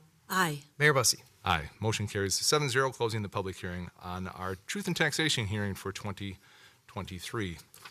So we had a handful of questions. Mr. Verbrugge, I saw you writing as quickly as I was over there. Did you want to take a crack at some of the questions? Thank Please. you. Thank you, Mr. Mayor and council members. In response to comments from our first speaker, Ms. Blair, talking about the group homes in neighborhoods, that is not something that the city can regulate. to any great extent. The ability for group homes to operate is authorized at a state or a county level, and so we don't have a mechanism in place for the most part to prevent that, or to have special service charges associated with utilization. Now, we do have relationships with many of those group homes, and our staff often is in contact with the staff in those group homes, and so we do work on management plans with them, especially for homes that may be a more intense user of services. So that's an issue that we are aware of, and we work to the extent that we can to manage those issues. The comment too about essential services versus like recreation services, and especially having private businesses take over things like golf or the art center, or the ice arena. We did in the past couple years have an agreement with Three Rivers Parks District to take over operation of Highland Golf, so that we relieved the Bloomington taxpayers of some expense there. The ice arena and the art center are different. We call those enterprise operations, and the idea with enterprise operations is we expect them to run like a business to the greatest extent possible. But those are also businesses or operations like the ice arena and the art center that there aren't typically private operators who are going to be able to fund those. And so cities that choose to do so do that based on a quality of life determination and things that enhance the community. And I think that in the city of Bloomington, historically, that's how councils previously and currently have approached that issue. Similar with just the recreation programs that we provide. We have historically placed a high value on making our recreation programs accessible and affordable for people to participate, because we think that that's in the best interest of families, and that is a part of what they pay for to live in the city of Bloomington, is to have strong recreation programming. Mr. Mills asked about the valuation process, and as Kari said, our city assessor is here. Tim, do you want to wave your hand so that Mr. Mills can see Tim over there? See if we can get you two lined up. But to the question of the tax valuation process, I'll take a swing at it here, and if Tim needs to do cleanup on aisle 1, he can come up and do that.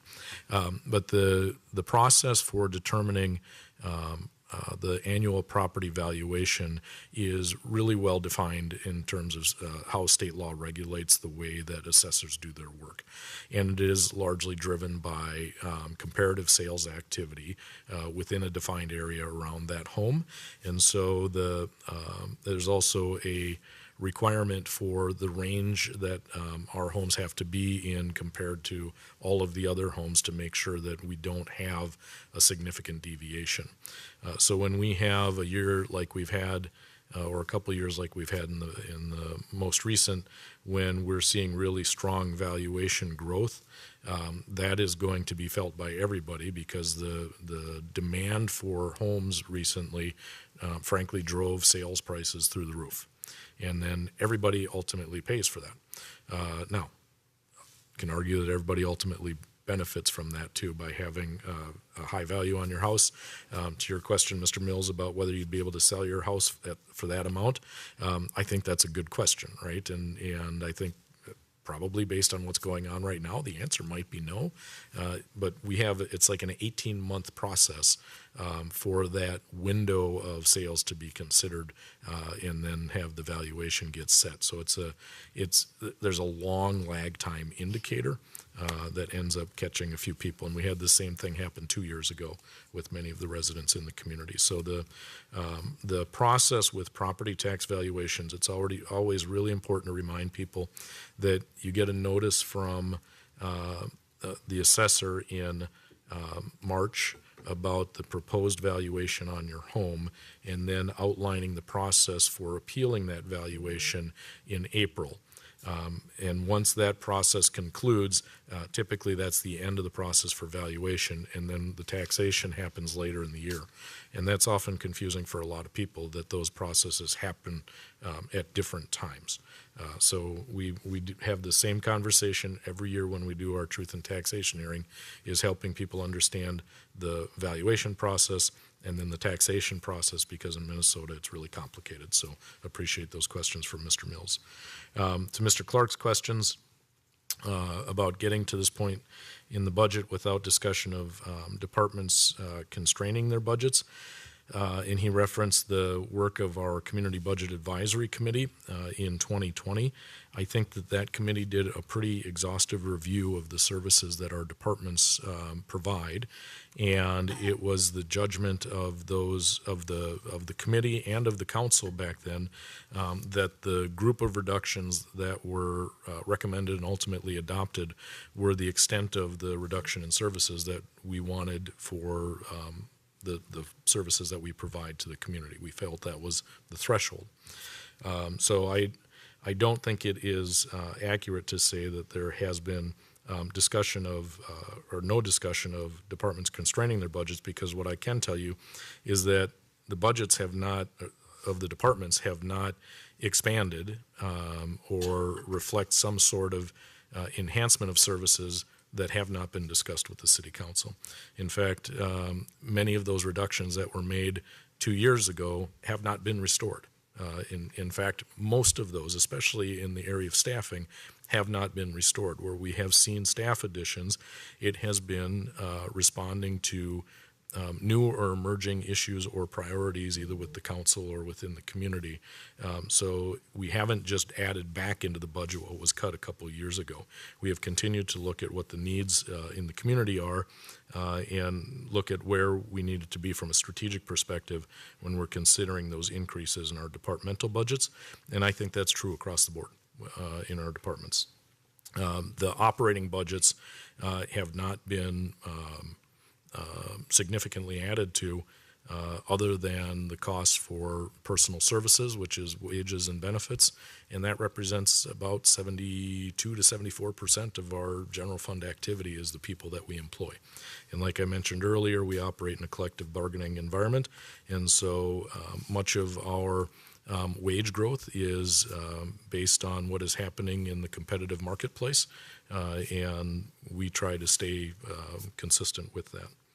And then Mr. Clark also made a comment about accounting gimmicks to get to the result of the budget that you've seen presented tonight. I'm not sure what accounting gimmicks he's referencing. We did talk about the use of the Strategic Priorities Fund as a way to provide some stabilization of our tax levy. And as I've mentioned many times over the last few months, my own comfort level with having a structural imbalance in our budget of revenues and expenditures, and not wanting that Strategic Priorities Fund to have too much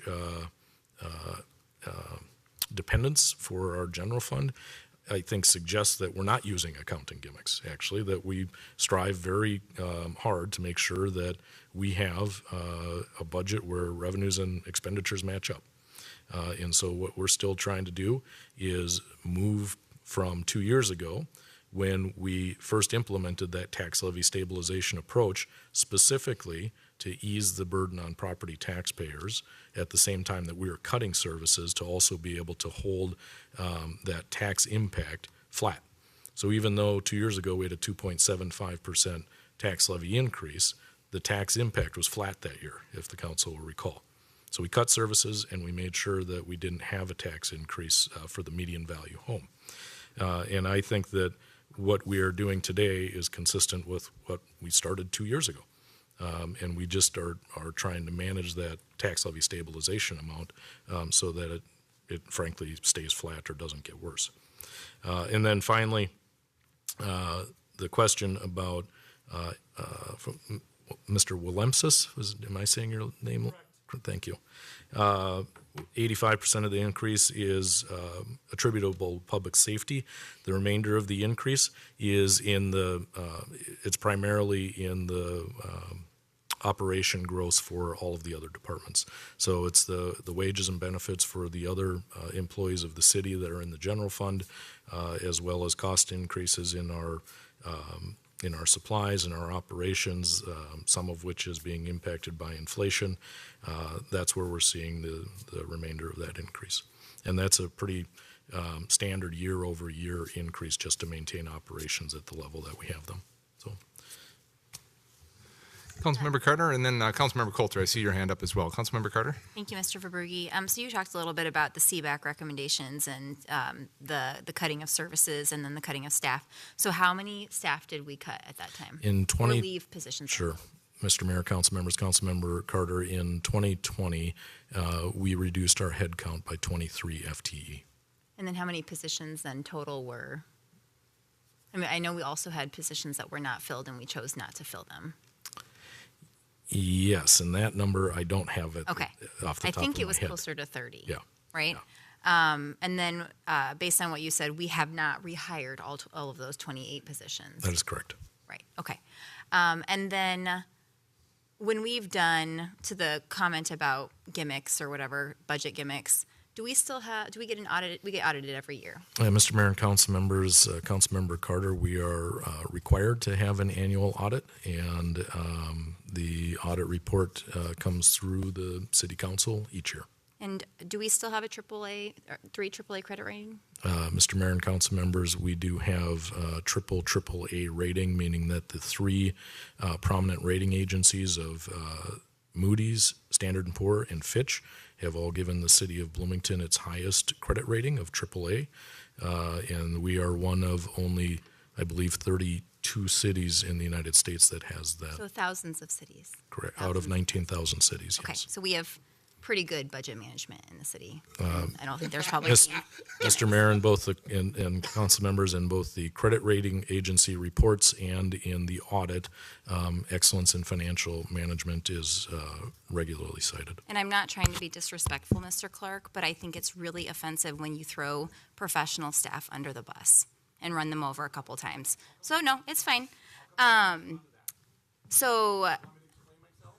it's fine. You did a good job in your presentation.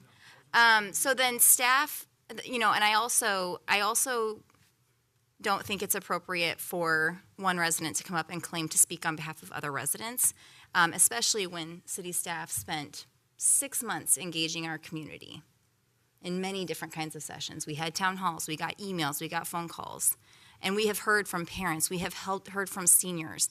We understand that this is going to cause hardship for people. We do not make these decisions lightly. And most of this is for fire and police, of which people across our community say they support. And the other thing is like, as a city, we are not immune from inflation. We are not immune from gas prices increasing.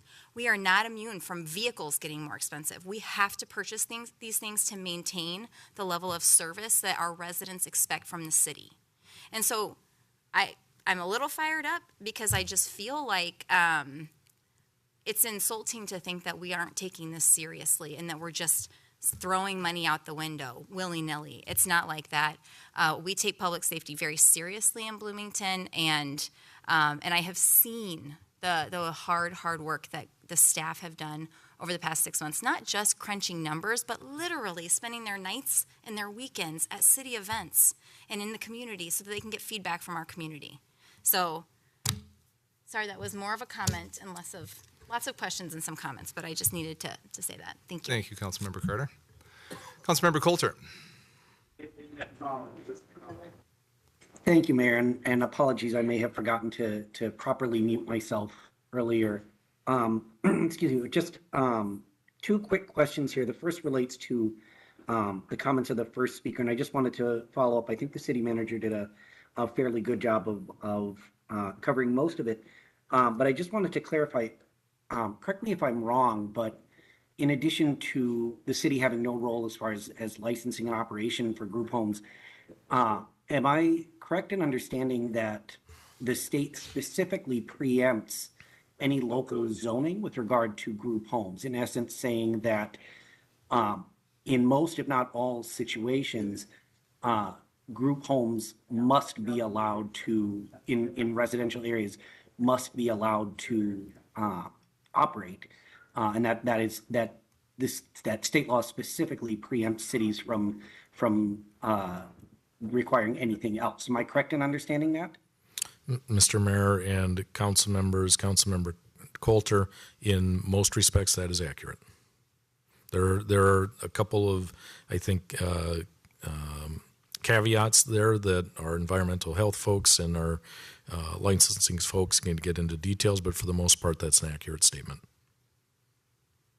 Thank you. I just wanted to clarify that. And then the other piece I wanted to bring up and is, by my math, I think Ms. Carlson said that roughly 85% of this levy increase was going to public safety. And by my math, 85% of 9.15% is approximately 7.85%, which means that the remainder, that 1.3%, is largely going to those other things that the city manager discussed, largely wage increases and so on. So I guess this may be in the nature more of a comment as well, and I want to be careful, obviously. But I think, to me, a 1.3% increase, given everything else that's going on, is a fairly reasonable increase to cover wages and benefits and that sort of thing. Thank you, Councilmember. Councilmember Lohman and then Councilmember D'Alessandro. Councilmember Lohman. Thank you, Mayor. I want to thank the manager and mayor for trying to get most of these questions here. I did hear a couple other questions, and maybe this is more appropriate for you, Mayor. I did hear the request to, and I am not making this request, to table this and to work to get this to 4 or 5% increase. So I wanted to make sure we covered that if there was anybody that was interested in doing that at all, which I'm not seeing anybody jumping at that. So my next question would be around a 4 to 5%. What would it take to get us down to 4 to 5%? How much of fire and police would we have to cut to get down to 4 or 5%? Which I think it's a it's a reasonable question. Because obviously if we take the 1.3 off of there, which statutorily most of that we have to do no matter what because of our collective bargaining agreement, which you've pointed that out. So if you kind of take that, I'm sorry to make you try to do math up here, but certainly cutting into that, would there be a cut of police and fire, wouldn't there? Yeah, Mr. Mayor and council members, Councilmember Lohman, if we were to do something in the range of 4 to 5%, you would be reducing the levy by 4 to 5%. And each levy, the levy 1% is about $650,000.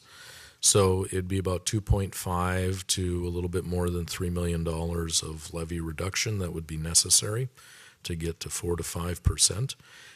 At that point, we would be cutting from our status quo because the increases in our budget are not that much. So that much of a reduction, I think, would be forcing us to make reductions in force.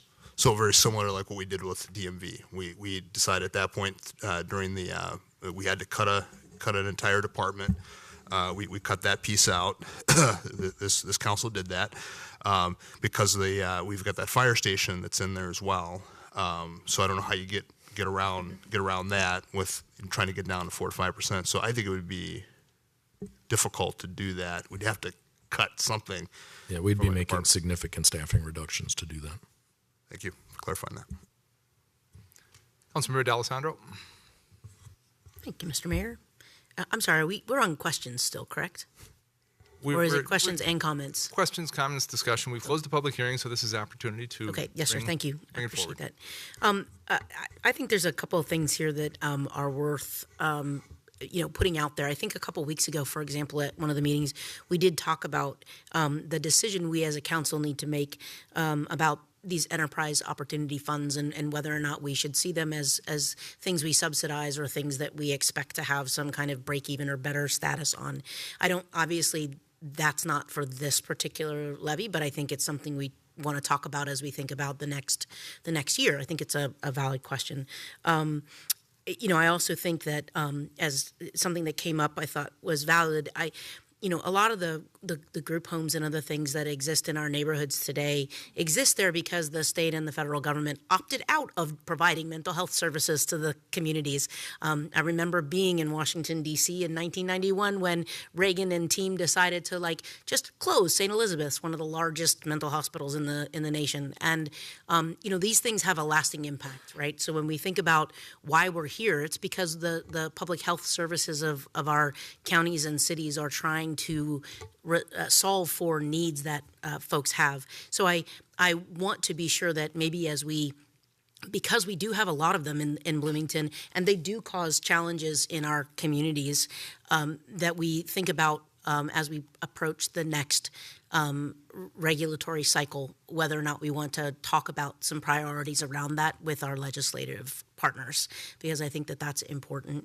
I would also say that we could probably make a decision at some point about, the Strategic Priorities Fund and what it's really there for and why we have it and whether or not how much money we should have in it and all those kinds of things. And so, these are all valid questions, not necessarily for this particular levy, because I'm at the same place that everyone else is, which is that doing the math, if all we did was add the police changes we said we were going to do and start the conversion process to our full-time firefighters, we'd be at 7.75%. And I just don't know where to go from there.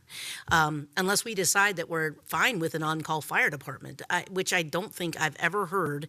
And I think, Ms. Carlson didn't hear in all of her work in the community either.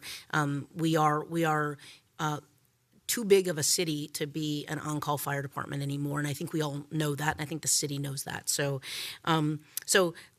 the one thing I think we can do, assuming we can't get this number lower, and I was really hoping we'd get below 9%. I think I said that last time we were on the conversation.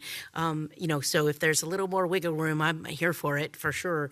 But I do think, and maybe this is for the assessor's office, I think it would be very useful for us to do some concerted and proactive community outreach about the refund process and the homeowner support that we can give, especially to our seniors and our low-income residents.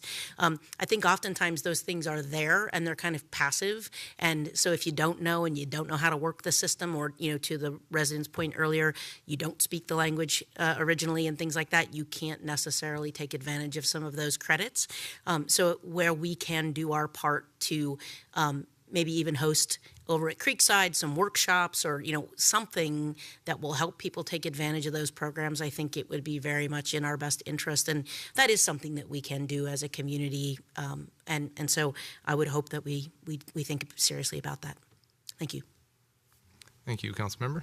Mr. Brugge, Mr. Mayor and Councilmembers, Councilmember D'Alessandro, appreciate the final comment about the rebate program for taxes. Tim might know the number off the top of the head, but it's less than half of people who are eligible for them actually claim those every year. It's about 70%. Okay, so we will continue our efforts to make that known, and if you have suggestions on ways we can do that better, we're all ears. Councilmember Martin. Thank you, Mayor. Just briefly, I agree with many of the points my colleagues have raised.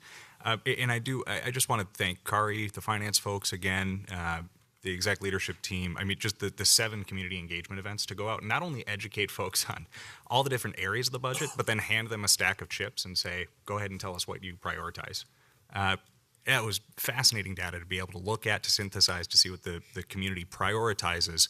And that takes a lot of time. And I don't think a lot of cities would go through that to get that feedback. So thank you very much for doing that. But I've been kind of thinking lately, this body, kind of foundational to local government, to democracy, the 7 folks sitting up here are the original community outreach and engagement division. That's what every community is built on, is folks being able to give a call, to reach out, to bump into people.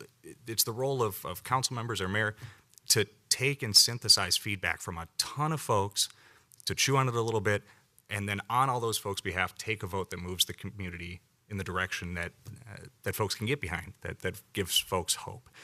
So I'll say, even beyond all the ways staff has reached out in the community, I know knocking doors across 2 campaigns now, more than 26,000 people across just District 4 alone, includes a whole lot of new immigrants, especially in District 4, a lot of homebound seniors, a lot of parents with active kids. And if I haven't run into them at an event, I bet I've been on their doorstep, whether they wanted me there or not, knocking on their door. And again and again and again, I've heard people say, I want the community to invest in the nuts and bolts, making sure fires get put out, making sure medical emergencies are addressed. We heard that tonight. Making sure our parks are kept up to standard. We got good natural areas. All the things we've addressed has been the single most overwhelming message I've gotten talking to so many of those tens of thousands of folks across the east side of the city. So I just wanted to also put in a note that while a conversation may not have happened on camera at a meeting, that is the smallest fraction of the conversations this body has, and I have full confidence. I wanted to invest more heavily in moving the fire department forward with hiring. But through the conversations we've had, I trust my colleagues to be representing their constituents, which is why I agree with so many of the comments that have been raised. And I'm extremely excited to move this budget forward. I'm glad we were able to keep the levy increases so low the last 2 years, but we can't run a city on a starvation diet forever. And again, it's time to keep those nuts and bolts in shape, and the city agrees with that. Councilmember Lohman? Thank you, Mayor. Thank you, Councilmember Martin. I agree with your sentiments as well. I'm going to have to compromise. The staff wasn't able to get me 6 officers, but I see 4 in there, and 3 firefighters in addition to the 18. So that's 21 firefighters and 4 officers, and also a coordinator. And 85% of this is dedicated to public safety. And other priorities that the city has. I think one of the interesting things here is that we, had inside this budget proposal our strategic plan and our mission. That was, as you talked about, not only was it council folks that did that, but also representatives of our entire community came together to try to tell us what those priorities were. And it says right here on one of these slides here, our mission is to cultivate an enduring and remarkable community where people want to be. For many years, we have certainly done a number of things to try to keep the budgets as low as possible, actually participating in some of those gimmicks, you might say, in terms of trying to figure out any way that we could to keep that levy as low as possible. And we have seen over the time that there's been some neglect to our capital. And so it's high time, and I thank the mayor for helping to lead us in that process of reinvesting in our community. Certainly we have the financial discipline. We've demonstrated that over decades of work. It's been passed down from leader to leader, from council to council. And I'm proud to be a part of that tradition. But it is time to pivot. And we do not pivot without forgetting those folks like myself. I grew up in the city in a single-parent family where times were incredibly difficult over those many years. And I appreciate that this council kept those things in mind. And I can assure you that our staff and this council does keep the inflationary reality and wish that we face. But I think the story that was told there earlier was the best story. When you have an emergency in this community, and when you call fire and police, you got to know that we're going to meet that concern. This budget does it, and that's why I can support it, Mayor, because it doesn't matter what income level that you're at, you need those services. And certainly we need the other services as well. But to focus on that this year, I can wholeheartedly support this. And I got to compromise, and we've had to compromise to get to this number. But I feel very comfortable with this. And we've seen several surveys that our residents have put forward that they support even non-essential things such as parks and recs. And, I can go through all those surveys. So I think this council is doing exactly what our residents have asked us to do. This is a paradigm shift. It's a change. And so I'm going to go along with it. Thank you, Mayor. Thank you, Councilmember. Councilmember Nelson. Thanks, Mayor. A little shy about giving my opinion sometimes, so appreciate the opportunity. So first, I'd like to just remind folks that over the last 3 years, the budget increases have averaged 4.8%, under that 5%. This one is bigger, but we've held the line outside of public safety on this. I believe that recreation is a core service of this community. My kids have grown up now, but others have kids, and being able to have the sports fields to play on, regardless of what sports, being able to have theaters that they can sing and dance in and learn those skills and all of those things, I think is absolutely vital.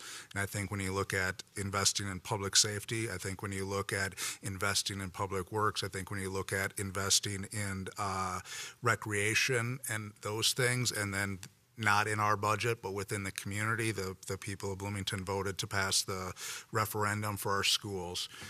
You don't have those things, your community is going to go in decline very, very quickly. If it's not a safe place to live, where people can do the things they want, where they can get a good education, people aren't going to want to live here. And that's what we're doing, is making this a great place to live, continuing to make it a great place to live. And so I do appreciate staff. I know that I have been one of the people, and if people haven't heard the conversations about cuts and things like that, candidly, we've had those. And a number of us have brought up issues, and I think, as Councilmember D'Alessandro has mentioned, I don't think they're issues for this budget, but I think they're issues when we're looking at, as Mr. Verbrugge said, that we're looking at maybe some increases in the next coming years. I think these are issues we got to take care of. We got to look at those enterprise funds, absolutely, and how do we enable and empower them to generate additional revenues outside of the normal stream? How do we enable them to control their costs and expenses in their operational things like that? They can't control the capital improvements. That's up to us to make a decision on, but they can control their operations. How do we empower them to do that? When we look at those things, we have, to a great extent, looked at if there are alternatives. Some people disagree with this decision, but the council, made the decision not to continue with the DMV here, because that is traditionally within this area a service provided by the county, and the county is providing that service just right over in Edina. There are other private companies that could possibly do it that may come in, may not, who knows. But that is, in most communities, not something a city does. And because there are alternatives, we made a decision, a conscious decision, to go with that alternative. We did it with the Highland Greens Golf Course and maintain that and improve that experience for people. And I think we need to continue to do that in other areas. Where are there alternatives to provide that service at a standard that is at least or maybe better than what we're providing it today? And from my experience working with staff, they're always willing to have that conversation. It's sometimes uncomfortable. We're talking about people. We're talking about people's jobs. No one likes to hear us sitting up here talking about their job that might, be there. It's tough, but that's reality, and that's part of what we're charged to do.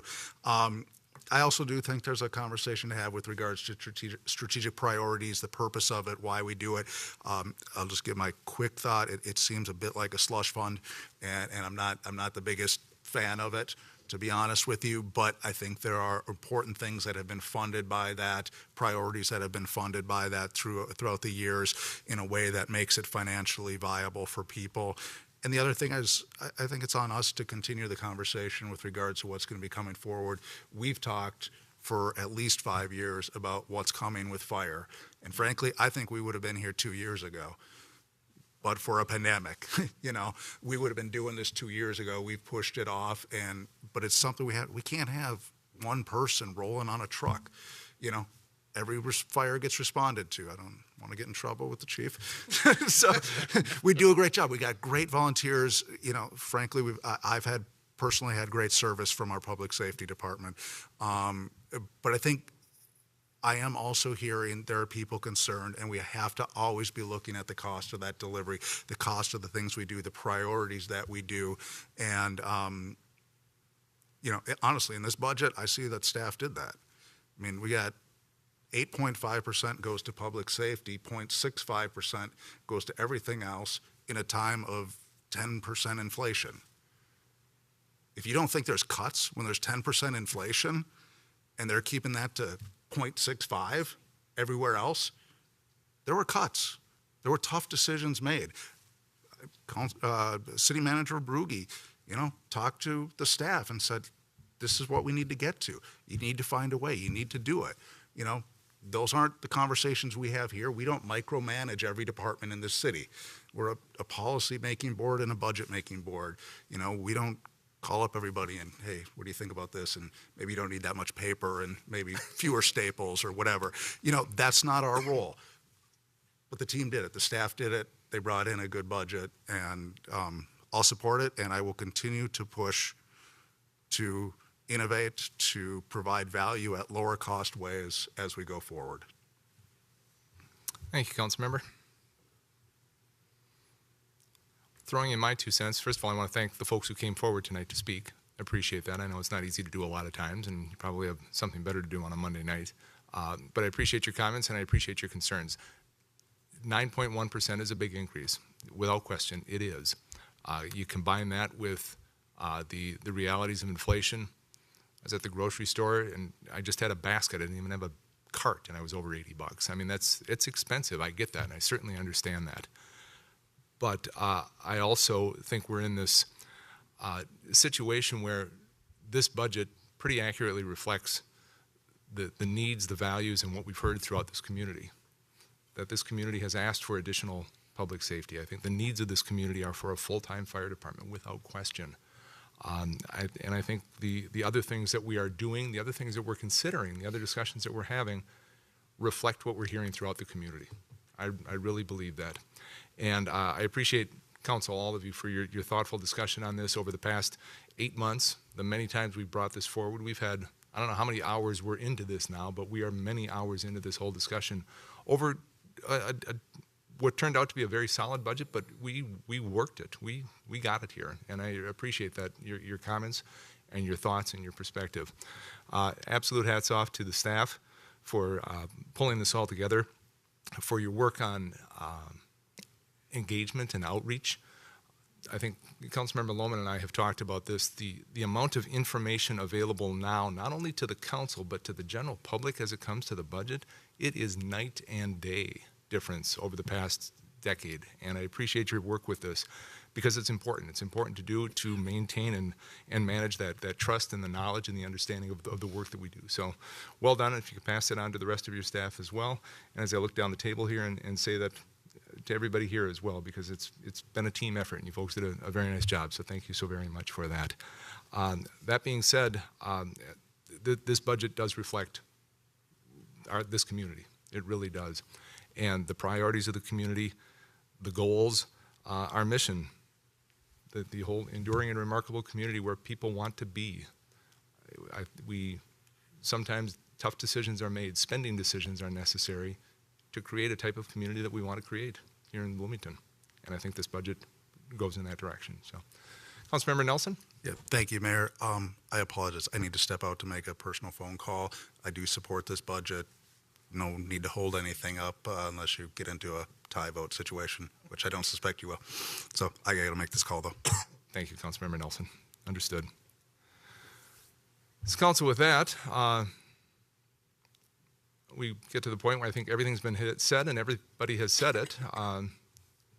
Would look for action on the budget. Councilmember Lohman. Mayor, I'll go ahead and move to adopt resolution adopting the final 2023 general fund budget. We have a motion by Councilmember Lohman, a second by Councilmember D'Alessandro to adopt a resolution adopting the final 2023 general fund budget. No further council discussion on this? Mr. Brillard. Councilmember Coulter. Aye. Carter. Aye. Lohman. Aye. Martin. Aye. D'Alessandro. Aye. Mayor Bussey. Aye. Motion carries at 6-0 with Councilmember Nelson stepping out.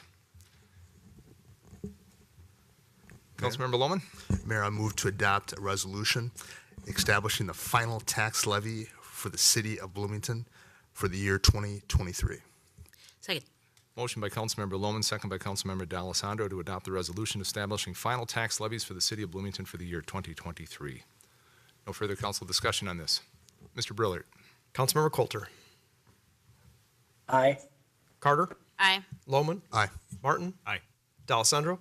Aye. Mayor Bussey. Aye. Motion carries 6-0.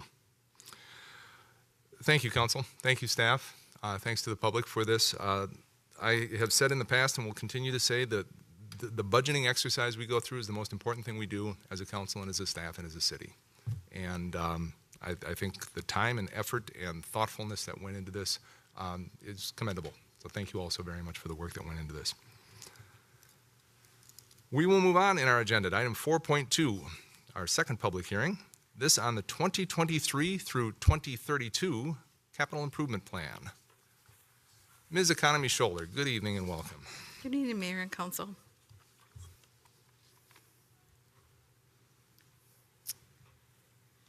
So just waiting on, the purpose of the capital improvement program, we have 5 major purpose areas. So this is a planning tool. We create this document every year. And in that document, we include projects that are 50,000 or greater. And then a couple years back, with recommendations from the council, we included an executive summary in the beginning of the document. And that's highlighting the areas that are spending of $1 million or more each year. So for 2023, it will highlight about just over $36 million of spending.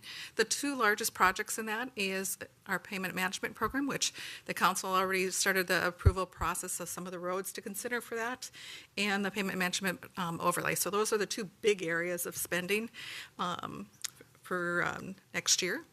This is a 300-page document. There are no guarantees that if the document is approved, that the project is approved.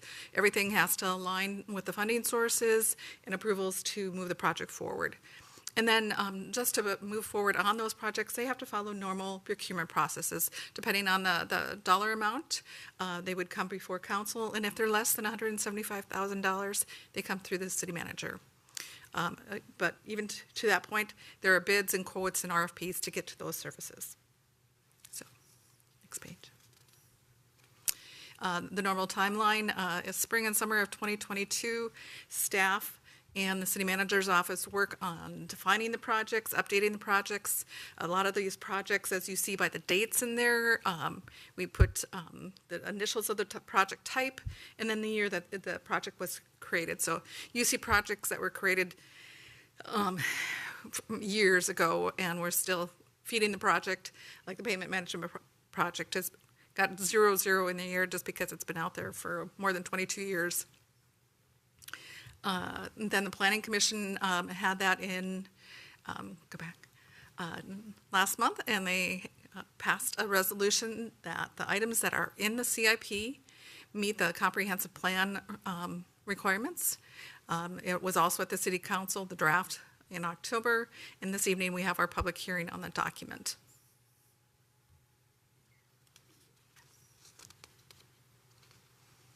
On a quarterly basis, we meet with city staff across all areas to make sure we are updating on the project status, and we put this update recent status reports in the council 1 weeklies, and then we post this on the finance website for letting council know, or any of the other people that want to see the transparency of where these projects are, the status of that project. And then since October, we have a couple updates. On 3 projects, we increased the price. So for the Community Health and Wellness Center, gotta go back 1 slide. It's a little touchy today. We went from 75 million to 100 million. We're very concerned about materials and supplies and just the demand of what's out there. A recent For example, I shared with Assistant City Manager Mike Sable, the City of Maple Grove took bids for the expansion and renovation of the community center in Maple Grove. Their local option sales tax passed at $90 million for that improvement, and currently the value of that improvement is just under $120 million. So their local option sales tax will only fund $90 million, and they're adding a sheet of ice, and that's what the voters wanted. So materials out there are crazy in costs and supplies. So currently we've increased it to $100 million, and we're looking at some way that we can get that a little bit more solid as we approach January, and that, that's a placeholder, $100 million for a community health and wellness center. We also added the Moyer Central Park natural resources improvements, and that was in the draft, and we increased that up to $20 million. And then the big renovations, we increased that to $35 million. A project added was for the small business. So that has a project number of 23 on it. So, because the year for 2023. So there's the projects that were revised and added. Some of the ones that were delayed, we looked at the Bloomington Center for the Arts. And due to some of the revenue constraints in the Center for the Arts, some of their projects are being pushed back several years. So those are projects 1 through 3 are being delayed. And and moving forward, the lobby carpet was a duplicate project number there. So I think we should just move forward to the public hearing. If the council has any questions, I'm available for questions on the comprehensive or the capital improvement project document. Council, any questions here? Councilmember D'Alessandro. Thank you, Mr. Mayor. This, I think, is probably just an account, like maybe more problems with the presentation than anything else. But I did notice while they're not identified as either in progress or what is the blue completed, I guess it is. I didn't see like the Schneider Theater and the other things that you mentioned. I didn't see them deferred on the list that you published here, and I didn't know if that was just a function of what I was looking at or whether or not that was indicative of just a clerical challenge. They're still on here. They're not indicated that we've deferred them. Mayor and Councilmember D'Alessandro, several of the improvements in the Schneider and in the Black Box Theater are already underway, and bids were already taken on those, so we're just completing them. And some of the completion of the pieces of that will go into early 23, but they were already underway prior to any knowledge of the Art Center changes and needs and financial constraints of the Art Center when they were underway. Okay, I see. Well, forgive me, I apologize.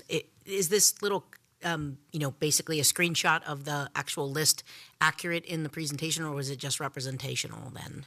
I think it was accurate as of probably the October timeframe. Okay, so that may be the reason why some of these are on here that you have now since said are inactivated. Yes. Okay. All right. It was a third quarter report. Yep. One other slide I do want to make a comment on, if Matt could find the one on the debt, is that we do not plan any debt to be issued in 2023 in regards to the capital improvement project or any debt that's out there, because we issued the debt in August of this year. And just checking in with our municipal advisor last week, that debt for 2022 PMP reconstruction and 2023 reconstruction, we were able to sell those bonds at a 2.27% interest rate. The current interest rate in the market, if we were to have sold that bonds last week, would have been in the high 3s, low 4s. So we did a very good job as a body to bring that to the council early. Yeah. Yep. Timing is everything. Well done. Councilmember Lohman. Maybe you said this, I know you certainly said this in the past, but just because something is listed in the CIP doesn't necessarily mean that we're going to spend that amount of money or do that particular project. Is that correct? Mayor and Councilmember Lohman, that is correct. For example, in this CIP and for capital improvement project bonds, there are 5 main projects in the document right now, and that is 4 fire stations and the Public Works Garage. Several of them are coming up for 2025, 26, 27, through the last half. We as a body may need to smooth those out even further just to take some of the volatility out of the impact on our levy in the future.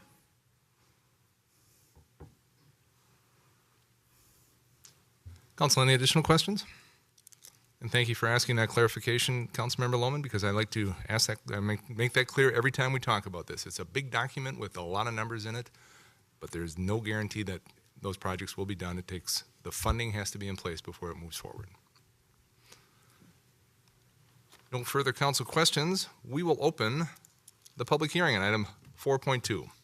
This is a public hearing on the 2023 through 2032 Capital Improvement Plan. Is there anyone in the council chambers who wishes to speak to item 4.2 this evening? Mr. Brillert, do we have anyone on the phone wishing to speak to item 4.2? Mayor, we have one person on the phone, but they have not raised their hand. We'll go ahead and check in with them to see which item they're looking to speak on. Caller with the phone number starting with 952-261. Your line is unmuted. Could you let us know which item on the agenda you were looking to testify on? I'm calling about item 4.2, about the specifically the community center. Very good. So your timing is perfect. I'm glad we opened your mic. So we've opened the public hearing. Please, if you could identify yourself and go ahead. Sure. My name is David Clark. I spoke a little bit earlier about costs in Bloomington. And here we have a cost that goes from $75 million to $100 million. I understand the reasons why. But it looks like we're putting things into the CIP that the residents have not even had a chance to weigh in on. We have no information whatsoever on this community center, which is now slated at $100 million. And I just object to that in the process. The process is flawed. You're putting things in the CIP the community has not even had a chance to weigh in on. And the cost is already getting inflated. And we know it's going to go up again. Next year, you'll be coming in at $125 million. It's probably going to end up at $150 million. Who knows where it'll end up? But the fact that it's in the CIP and the residents have not even had a chance to understand the scope and size of it and the purpose for it and how it's going to be funded from an operational standpoint, because we're talking about just the construction costs, but then how is it going to be funded from an operational standpoint? And that's a big, big question mark. It's a big problem because in my mind, this will not pay for itself from an operational standpoint unless you do some sort of a public-private partnership and you get large donors to help with funding to be able to sponsor the operations from a year-to-year basis. I mean, the CIP, as far as I know, only covers the construction costs, not the operational costs. So I have a fundamental problem with including things in the CIP that have not been presented to the residents. And they're just being put out there, and then the residents kind of get a chance to weigh in on the back end when it shows up for a local option sales tax proposal or to vote on it, in a referendum or something. But then it's too late. It's already baked in. So I have a real problem with the fact that it's in the CIP, and the cost, of course, is astronomical. You are creating a cost structure environment in Bloomington that's going to just make it unaffordable for people to live here. And that's what's happening one thing at a time. There are ticking time bombs in our budget that are, this is one example of that. The 18 firefighters are another example of that. What are you going to do in 3 years when the 18 firefighter funding goes out and then now you got to fund it? So those questions need to be answered honestly and let the residents weigh in and let them give you some direction. But I've seen none of that so far on this particular item and other items too. So those are my comments. Thank you, Mr. Clark. Matt, is there anyone else on the phone? Mayor, no one else waiting on the phone. Last call. Anybody in the council chambers wishes to speak on item 4.2, please come forward now.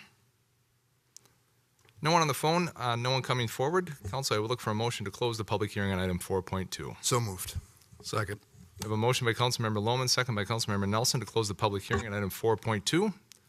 No further council discussion on this. Mr. Brillert. Councilmember Coulter. Aye. Carter, Aye. Lohman, Aye. Nelson, Aye. Martin, Aye. D'Alessandro, Aye. Mayor Bussey. Aye. Motion carries 7-0 to close the public hearing on item 4.2.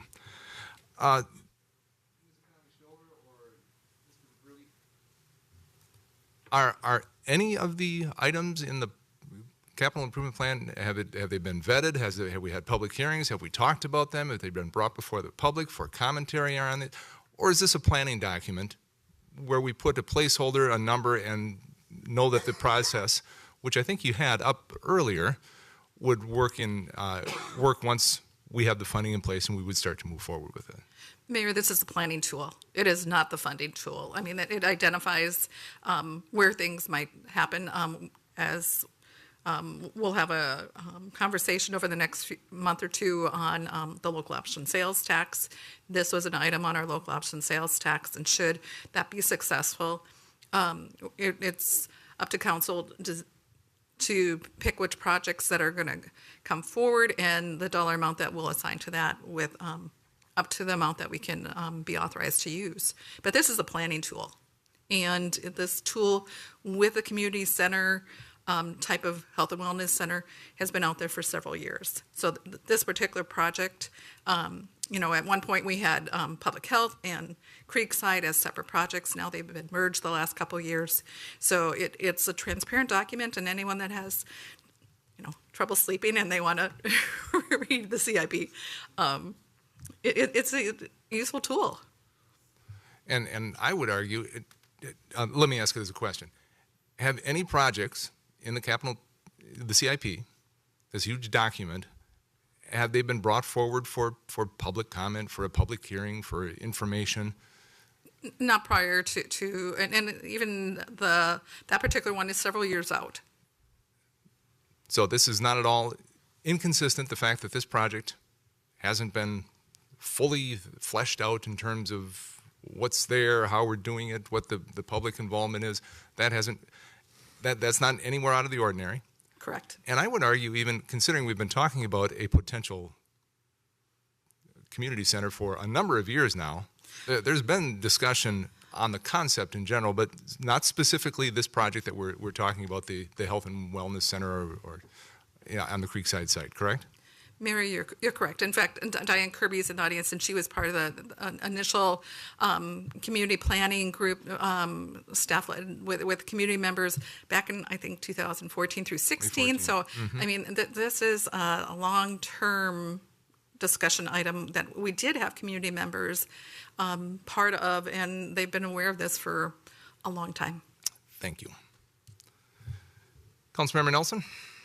Yeah, thank you, Mayor. And I just wanted to echo your comments that the specific project, is not defined in this. It's just kind of a general project, but this has been discussed. I mean, there was the task group, the task force that put forth recommendations. The council has had for a number of years conversations on locations. We've had public hearings on one of those locations, and it wasn't embraced by the city and its residents. Okay, I mean, people went as far as to make shirts and everything. So it's to claim that there's been no consideration or communication or thought about this. I mean, the fact is, a lot of people during that conversation said, hey, you should look at doing this at Creekside. This other location doesn't make sense. And lo and behold, you know what? We listened. And so now we have it in there in that location. And with regards to fire and not having those discussions and what's going to happen with the 18, we've had those publicly. It's been brought up a number of times that we know that. And it's a way to accelerate the plan that we've been talking about publicly. And as I noted in my earlier comments, we've been talking about that for at least 5 years. That we knew this was coming, this transition, this hybrid model, preparing the community for it, and there will be costs of this. The whole idea that project in particular hasn't been talked about, or that the fire department hasn't been talked about, is frankly just not true. So that's my comment. Thank you, Councilmember. Councilmember D'Alessandro. Thank you, Mr. Mayor. Thank you for the work here, Ms. Kahneman-Schuler. You earn your AAA stripes every day. I know you do. So thank you. Really appreciate it. Thank you. My thoughts are twofold. I'm admit to, as I come up on my end of my first year, not to bloviate here a little bit, but as I come upon my first year on council, I am struck by two things. It does seem like even when we try to find alternative sources for funding, that's not right. And then when we then we have to fund it here, and that's not right. And I really I don't know if it's of an education problem, or maybe that we just need like some 101 sessions at all. I mean, I know I benefit from the fine work of asking lots of questions and everything too. But when we talk about something like a community center and we say that we think it's going to cost X and we want to pass a local option sales tax because we think that at least 50%, I'm going to be super conservative. I know y'all say, 2/3 or 75% will come from outside. I'll just be 50%. That's still better than nothing. And we say that's what's going to fund it. And then we say, oh, by the way, in order to do that, we have to go to the legislature. And then after that, we have to put it on a referendum. And then the voters have to vote for it. And that's still not okay. And I'm frustrated by it because I think we're trying to do the right thing here. When we can find alternatives for funding sources, we are. When we try to use levers that the state gives us to enact programs that would make it easier for us, when there's we just brought on somebody who is apparently, the second coming of a grants person, which is amazing, to help us walk through all of that infrastructure money that was passed by the Inflation Reduction Act and everything else. We are. I don't feel like there's a stone uncovered when we try to find ways that are not burdening the taxpayer with these dollars. And so if there are people out there who have questions about these particular levers that we're pulling, I can guarantee you I'm here, everybody else on council is here, and I know Ms. Schuler, Economy Schuler, you are and your staff is. I would just implore people that unless they have confirmation bias, which is that nothing we can do is good enough, if they do actually have real questions, please reach out because we're here to answer them. Thanks. Council, any additional questions regarding the CIP? Councilmember Lohman? Not really a question. I just want to make sure that we're abundantly clear that the CIP, the Capital Improvement Plan, is a plan, not a budget. I think you said that, Mayor. I've heard a number of other folks up here say that, but I just want to be sure we're absolutely clear that this is a plan, and we may alter that plan. We may not go along with all the things that are listed here. So that's my only comment. It is a planning document. You are correct, Councilmember. Council, no further discussion on this. I would look for action on item 4.2. Councilmember Martin. Mayor, happy to make that motion. I will move that we adopt a resolution approving the city's capital improvement plan for the years 23 through 32. Motion by Councilmember Martin, second by Councilmember D'Alessandro to adopt a resolution approving the city's capital improvement plan for 2023 through 2032. No further council discussion on this. Mr. Brillard. Councilmember Coulter. Aye. Carter. Aye. Lohman. Aye. Nelson. Aye. Martin. Aye. D'Alessandro. Aye. Mayor Bussey. Aye. Motion carries at 7-0. Thank you much. Item 4.3.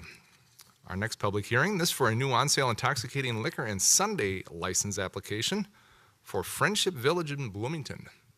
Mr. Junker, good evening. Mr. Mayor and Council, something to look forward to in the future.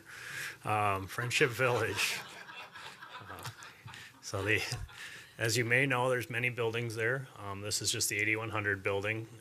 As with most liquor licenses, they have to identify their service area. They've identified 3 restaurants, if you will, in that facility. So it's not made to go to the rooms or anything like that. It's very specific liquor license area. I think they might be adding a 4th because I saw some construction attached to this building, but we'll deal with that later. But yeah, everything's checked out.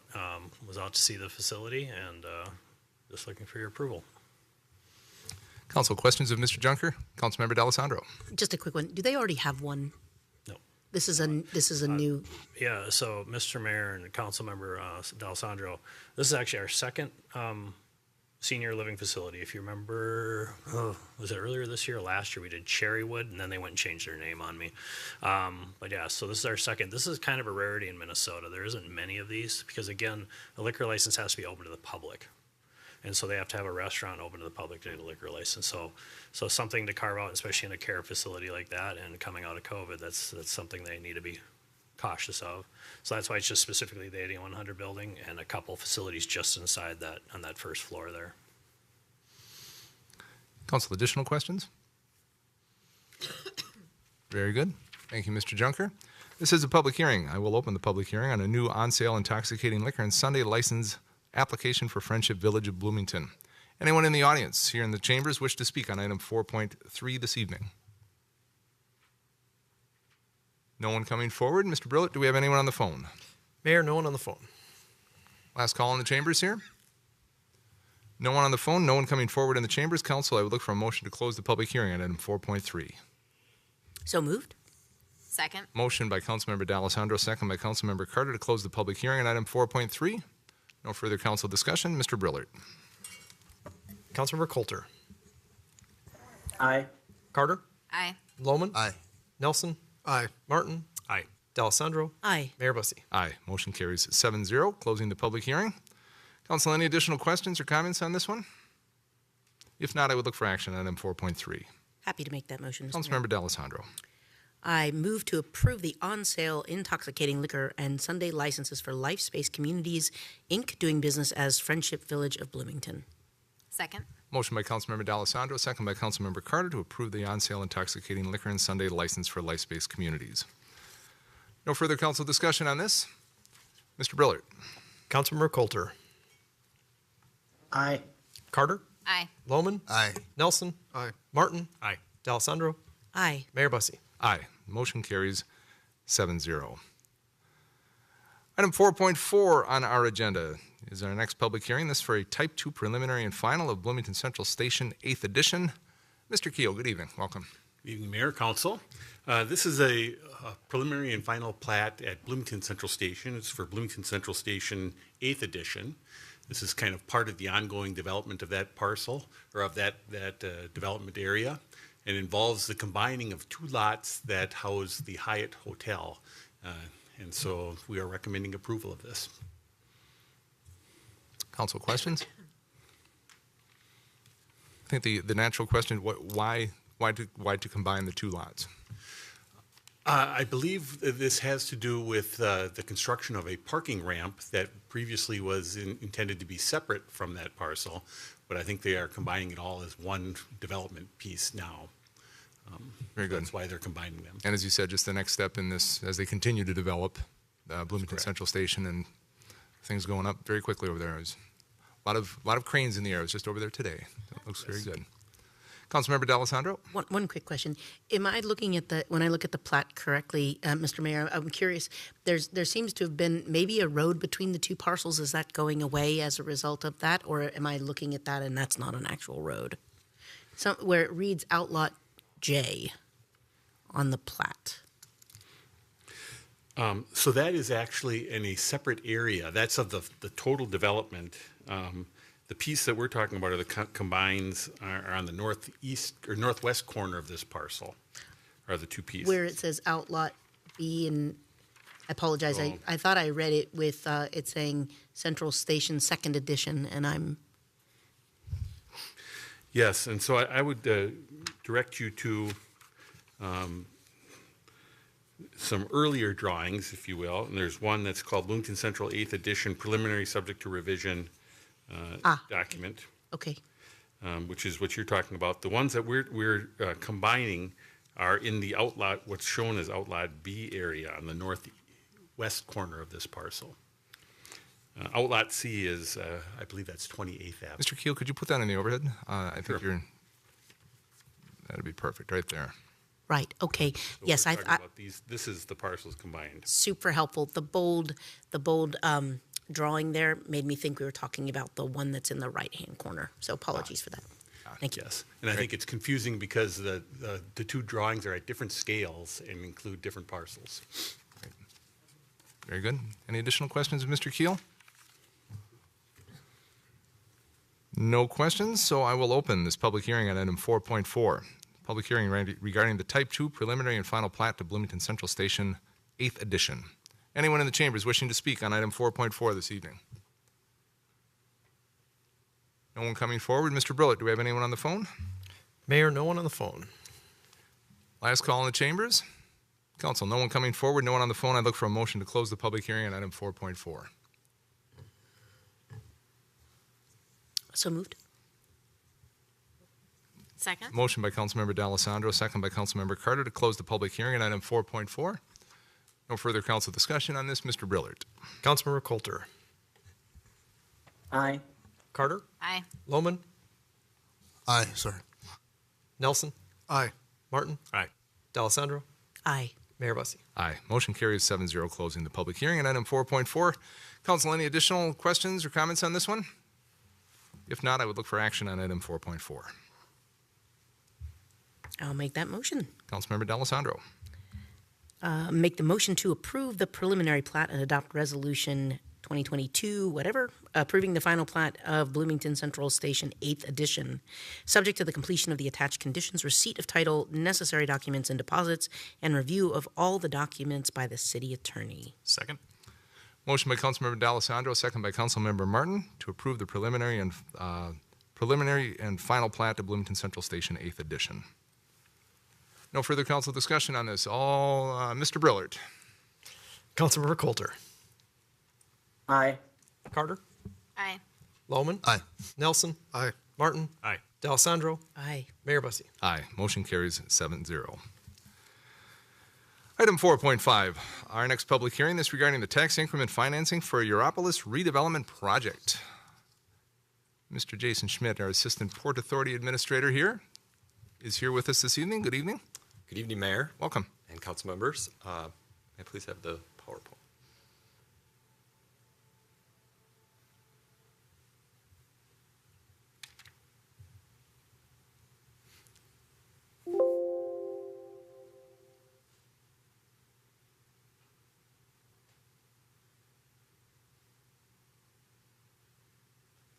All right, get started. So tonight we're here to discuss a development TIF district for Gyropolis. Just to give you kind of a calendar events of how we got to here. So we did send out the county commissioner TIF letter early October, just notifying them of this process, as well as sending the county board and the school district a copy of the draft plan. The Planning Commission reviewed this proposal for conformance with the comprehensive plan on November 17th, and that approved Planning Commission resolution is attached to the agenda item. We did post this public hearing notice in the Sun Current, and tonight we are before you for that public hearing. Next slide, please. So location, Gyropolis. Majority of you all know where this is located, as well as probably all the citizens of Bloomington. And the former gas station at 9000 Penn Avenue. So what this project is, the City Council did approve the entitlements on this last Monday. They are proposing an addition to the existing restaurant, building that to the east, and will be demolishing the existing gas station there. Next slide, please. Project highlights, expansion of the restaurant is about 2,400 square feet, enlarging the kitchen, adding additional trash rooms, et cetera, and additional seats of about 74. There will be an outdoor patio, about 58 seats, and new facade with stucco metal siding of substantial amount of glass. And with this proposal, staff reviewed it with regards to financial analysis, and then there was a small financial gap on this project with the demolition of the existing gas station, as well as some of the construction costs. And so the analysis with this was to look at assisting this project with a redevelopment TIF district. Next slide, please. So how TIF works, tax increment financing, the base value of this property, so all of the taxes on that base value as it is today will continue to flow into all of the taxing jurisdictions that are listed here, the city, the county, school district, and others. Any new increment that is being created by the addition of this proposal or of this development, that's this portion in the green area, green triangle, will be collected and will then go as a pay-go note right back into the development until that note is reached. And then at that point, the district would be closed and all of the increment will then flow to all of the taxing jurisdictions. Next slide, please. So statutory findings, the reason we are here today is for the city council to review that, to make sure that this TIF district is meeting those statutory requirements as laid out. And so we are following the redevelopment district, TIF district. Those findings is to make sure, is there a blighted building on this site? A blight assessment was done by an outside consultant, and it was confirmed that the building, the 9000 Penn Avenue, was blighted to meet that that standard. That I think was one of the easier ones. Yes, and so so with that, it's just making sure that it's meeting all of that criteria as well as within the geographical area. Next slide, please. Additionally, the but-for test, but for this assistance, this development would not move forward. And so based on staff's analysis and with the blight that is there and the additional costs to remediate that, they have fallen into that category of meeting that but-for test. Additionally, it's making sure, is this development using that site as almost a maximum development capacity in there?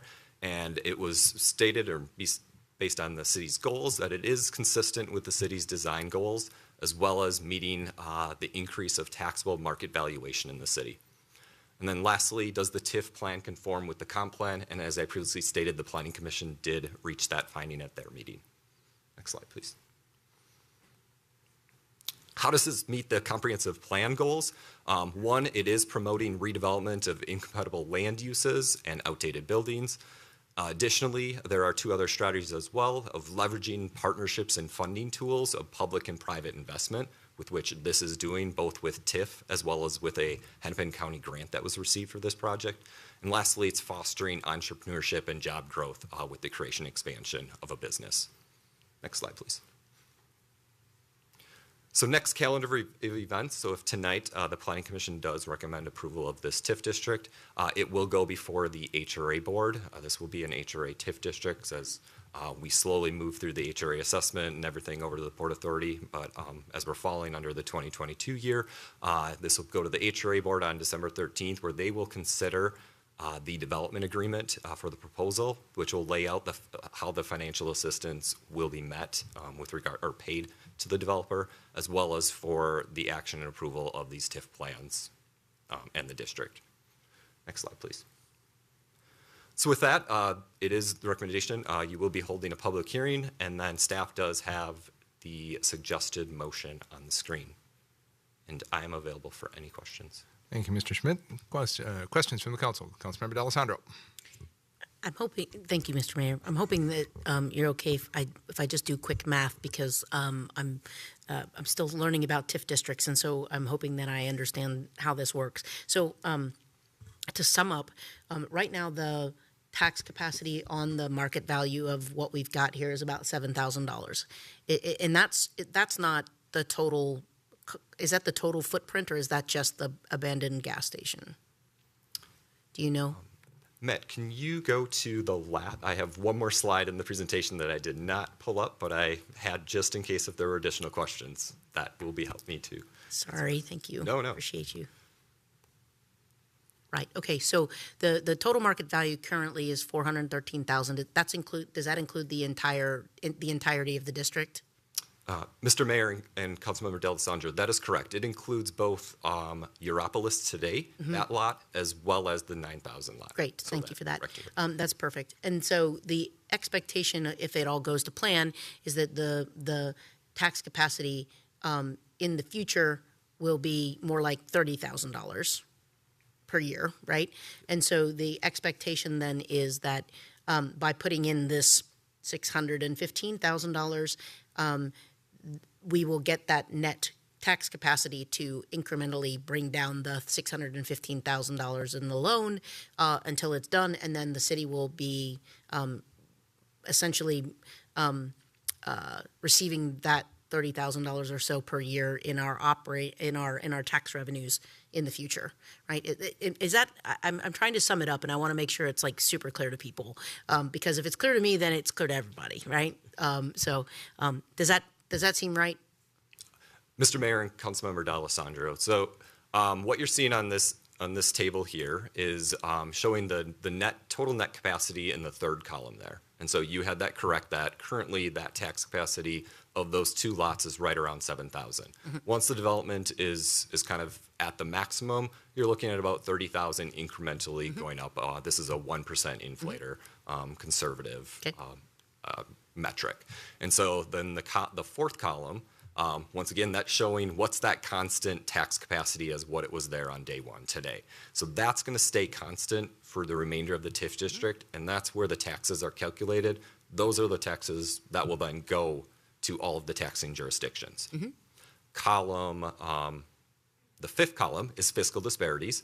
So this is a commercial building, so it is required to pay the fiscal disparities in. That's where that column is taking that into consideration.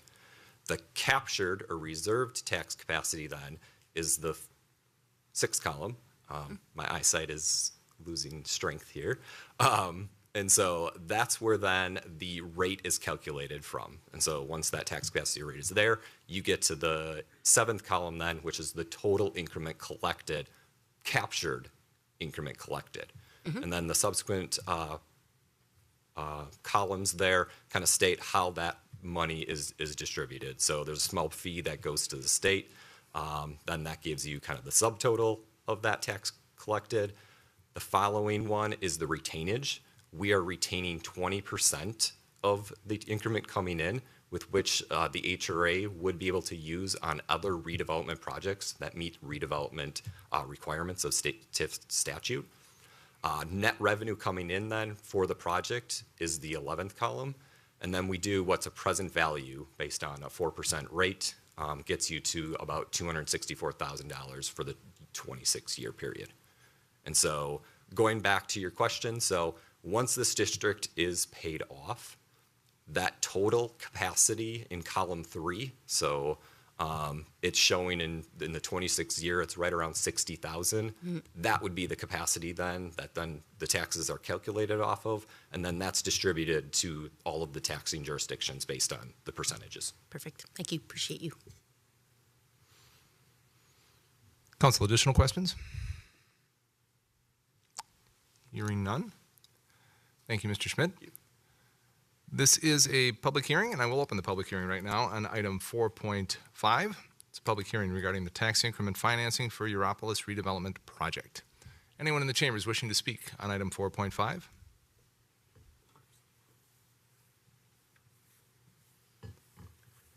Hello, Mayor and Council. My name is Brian Savig. I just have a question.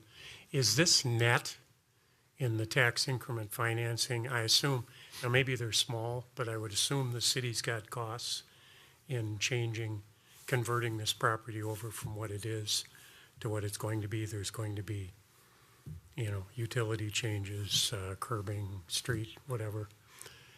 So would this tax increment financing put a burden on the citizens for that cost?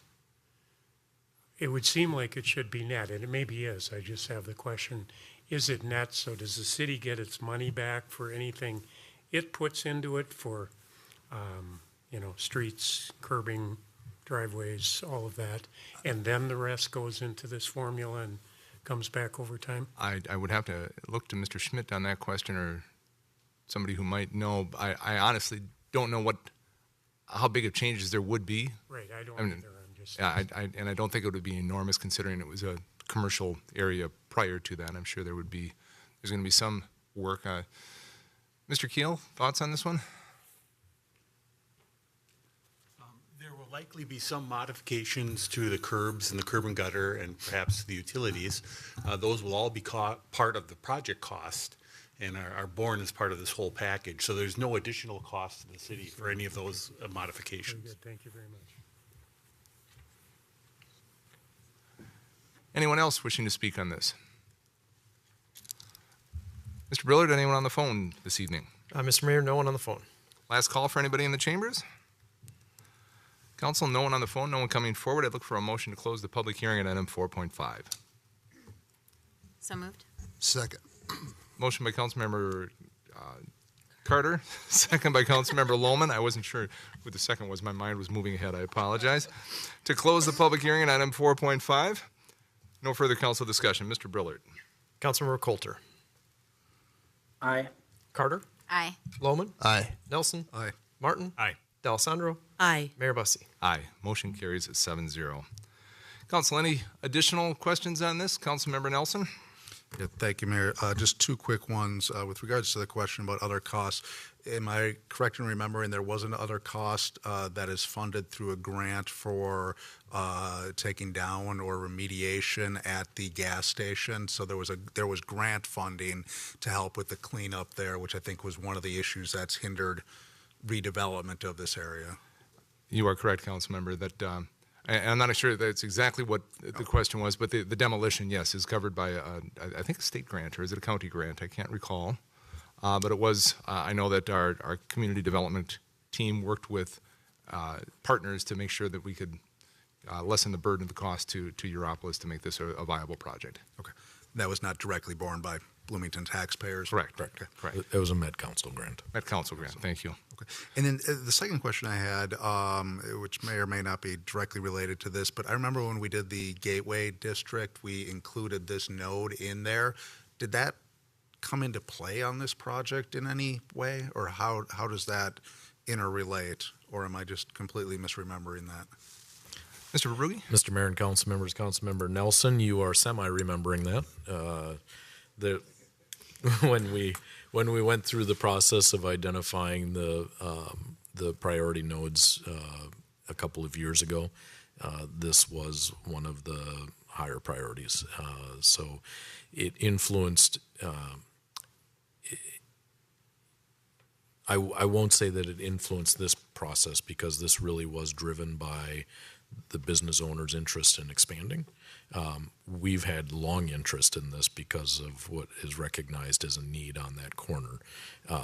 The problem, and this is actually a good conversation to have for folks who are paying attention and wondering why the city doesn't do something when there's a clearly blighted building that met the blight test, right? And that blighted building has been sitting there for 15 years, however long it was there.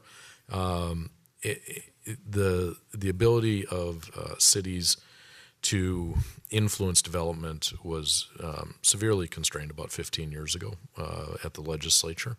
And so it really depends on having property owners who are willing to cooperate and participate in redevelopment.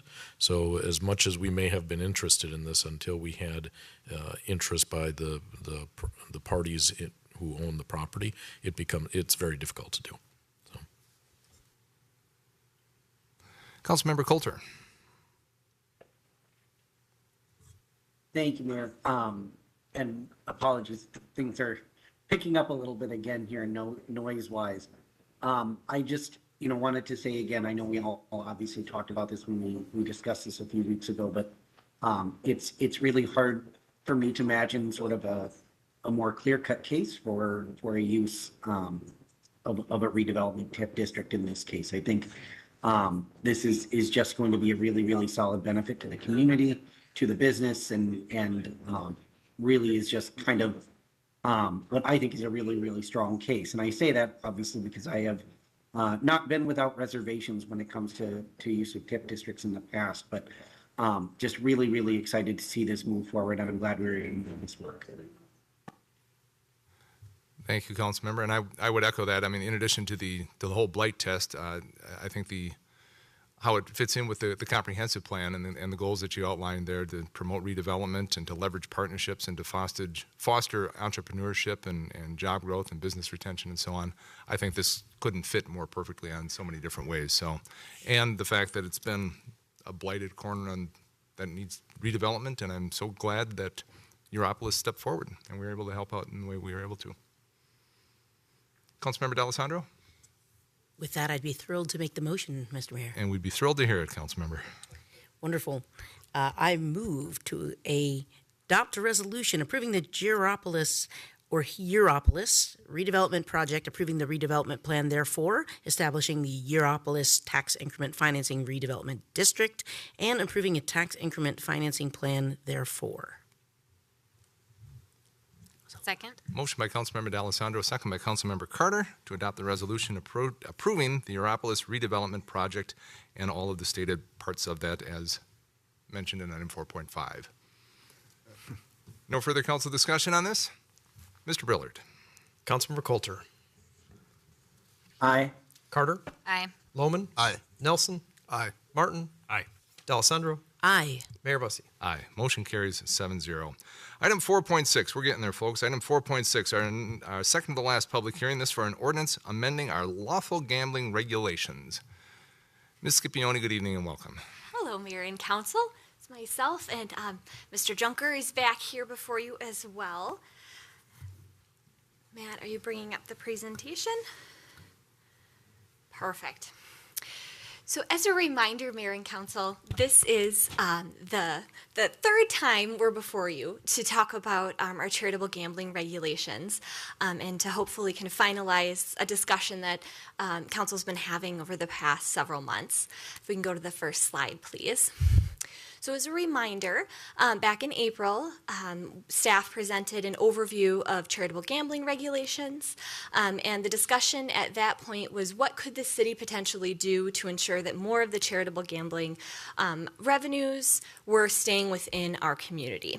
And so we took a look at the gambling regulations, and council provided some direction on further changes they might want to see, right, and some engagement that then the city should do with our charitable gambling licensed organizations. After that council meeting in April, we received a request from the Mall of America in May to make some changes to charitable gambling regulations specific to the Mall of America, and we'll discuss what those look like as well. But that's how the Mall of America kind of became wrapped up in this discussion, as we thought if we're going to touch this ordinance, let's have one discussion, kind of one engagement with our charitable gambling license holders, and so that's how that piece of it came into this discussion as well. So over the course of the summer, staff conducted outreach to our charitable gambling organizations. We sent letters to all of our licensed organizations. We had informational meeting, and then we had a Let's Talk Bloomington survey.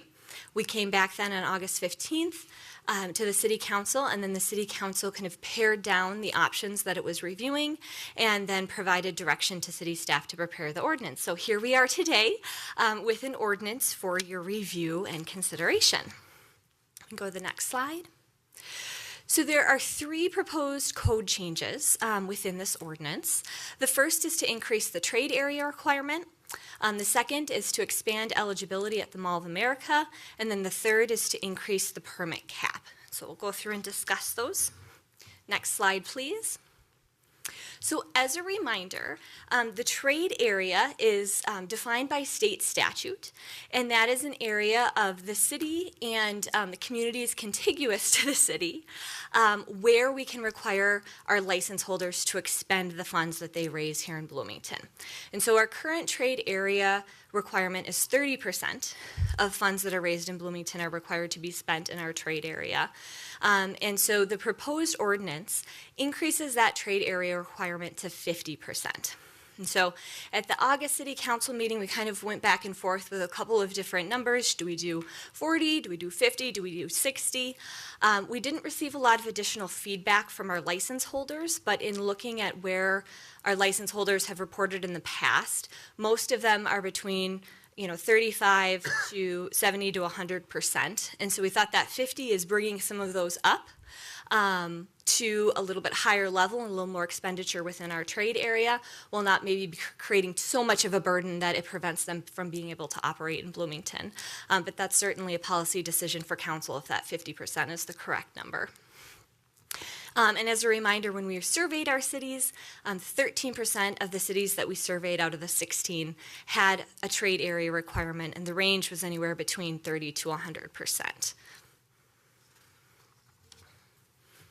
The next change in the proposed ordinance is expanding the eligibility at the Mall of America for charitable gambling premise permits or locations. So currently, charitable gambling is limited to the 4th floor.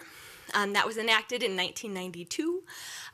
Council minutes at that point indicated there were concerns about mess from pull tabs and minors being in the vicinity of gambling. And so the Mall of America requested that provision be removed, and that charitable gambling be allowed at any eligible location within the mall. So state law and city ordinance requirements still apply. So the premise has to be run, the charitable gambling operation still needs to be run by a state licensed nonprofit, and it has to be within a location that holds an on-sale liquor license, or be the license holder's regular place of meeting. So basically what this does, it allows restaurants within the Mall of America to have premise permit operations within it throughout the whole mall instead of being limited to the 4th floor. Next slide. And then the last proposed change actually came directly from our license holders when we were doing our outreach. They discussed the fact that we currently have a limit of 3 premise permits per organization within the city. The license holders asked that cap be increased to 4. We have one license holder that's currently at 3 right now. They may at some point want to go to 4, but some of our license holders said, you know, we're 2 right now, and if we might want to expand into the Mall of America, if it's allowed at more locations, that would allow us to kind of have a little bit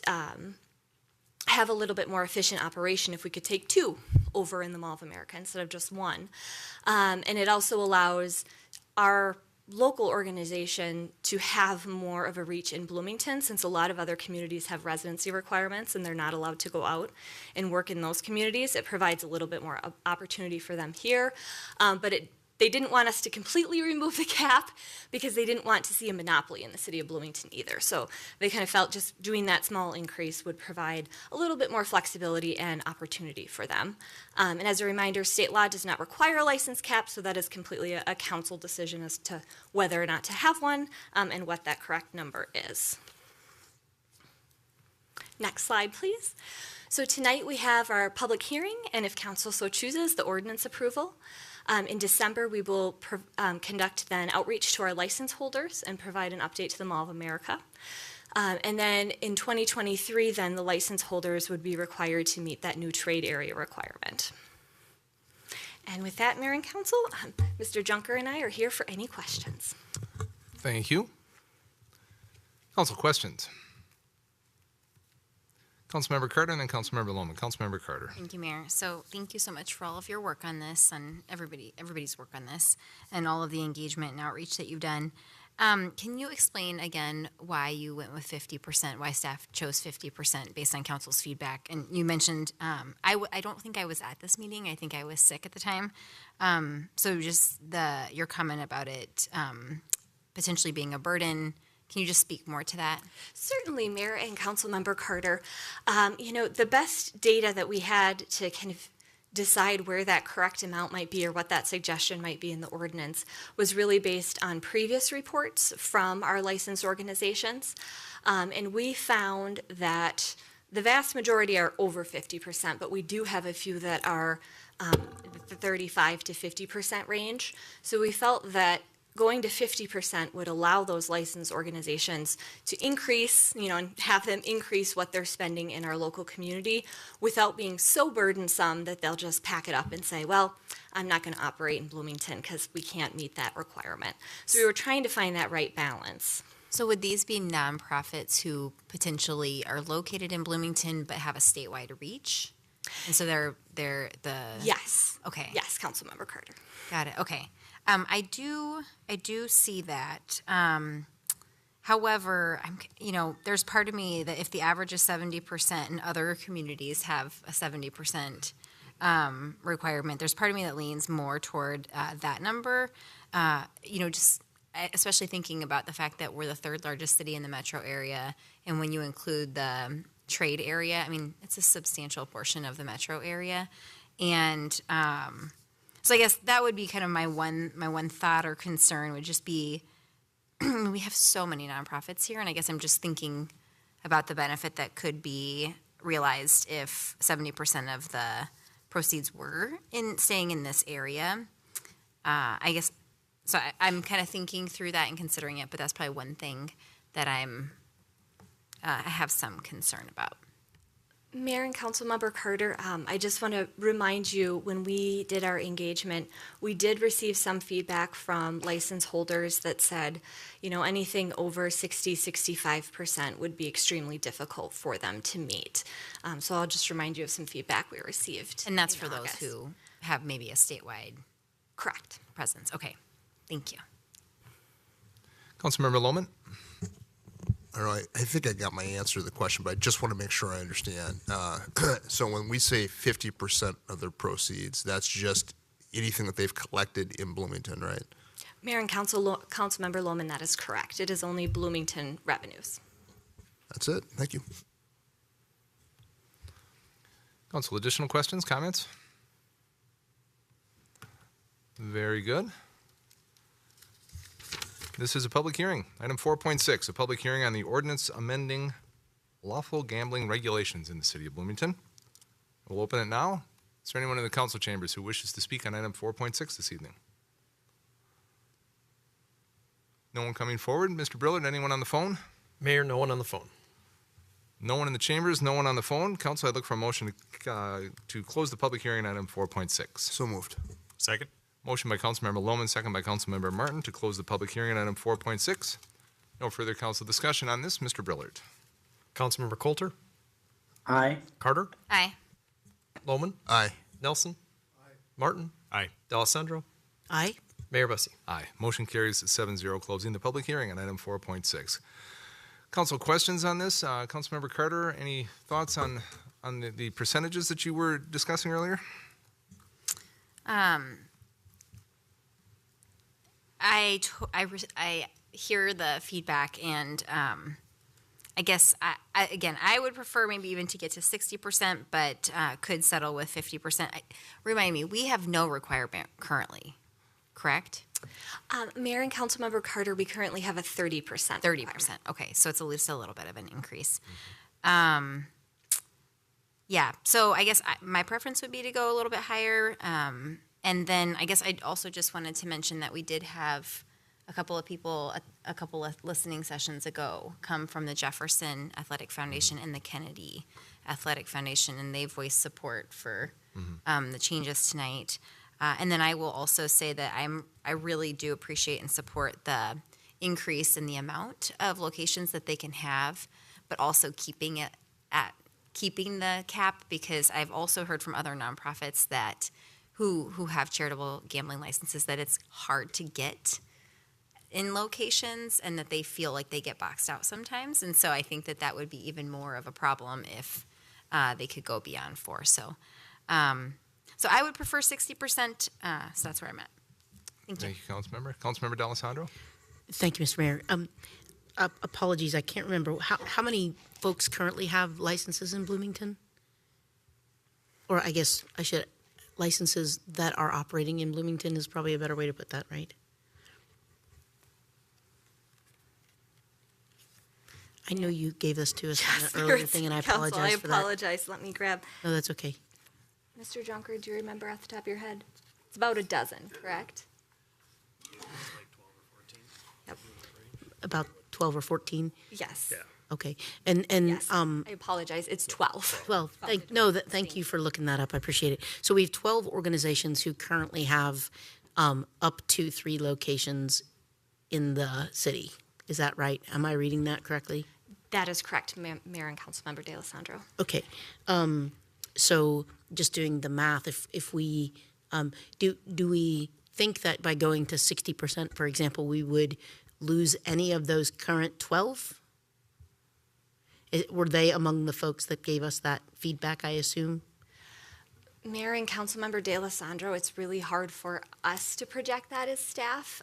They may be able to change their purchasing so that they are spending within the trade area. But we had a hard time, especially some of the organizations that aren't located in Bloomington. We had a hard time kind of pulling any feedback from them. So it's hard for us to kind of project out what the implication might be of going to a higher number. Sure. Okay, that's fair.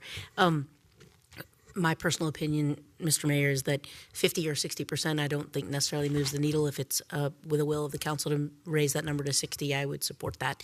I don't know that it I would be concerned maybe that it tips the scales in the wrong direction here, but it does sound, based on some other feedback that we've gotten, that there are people waiting to take the place of those folks as well. So maybe it'll be a wash, I'd say. So I'm kind of ambivalent on that, but I'd be happy to support it if the rest of the council does. Council, any additional thoughts on this?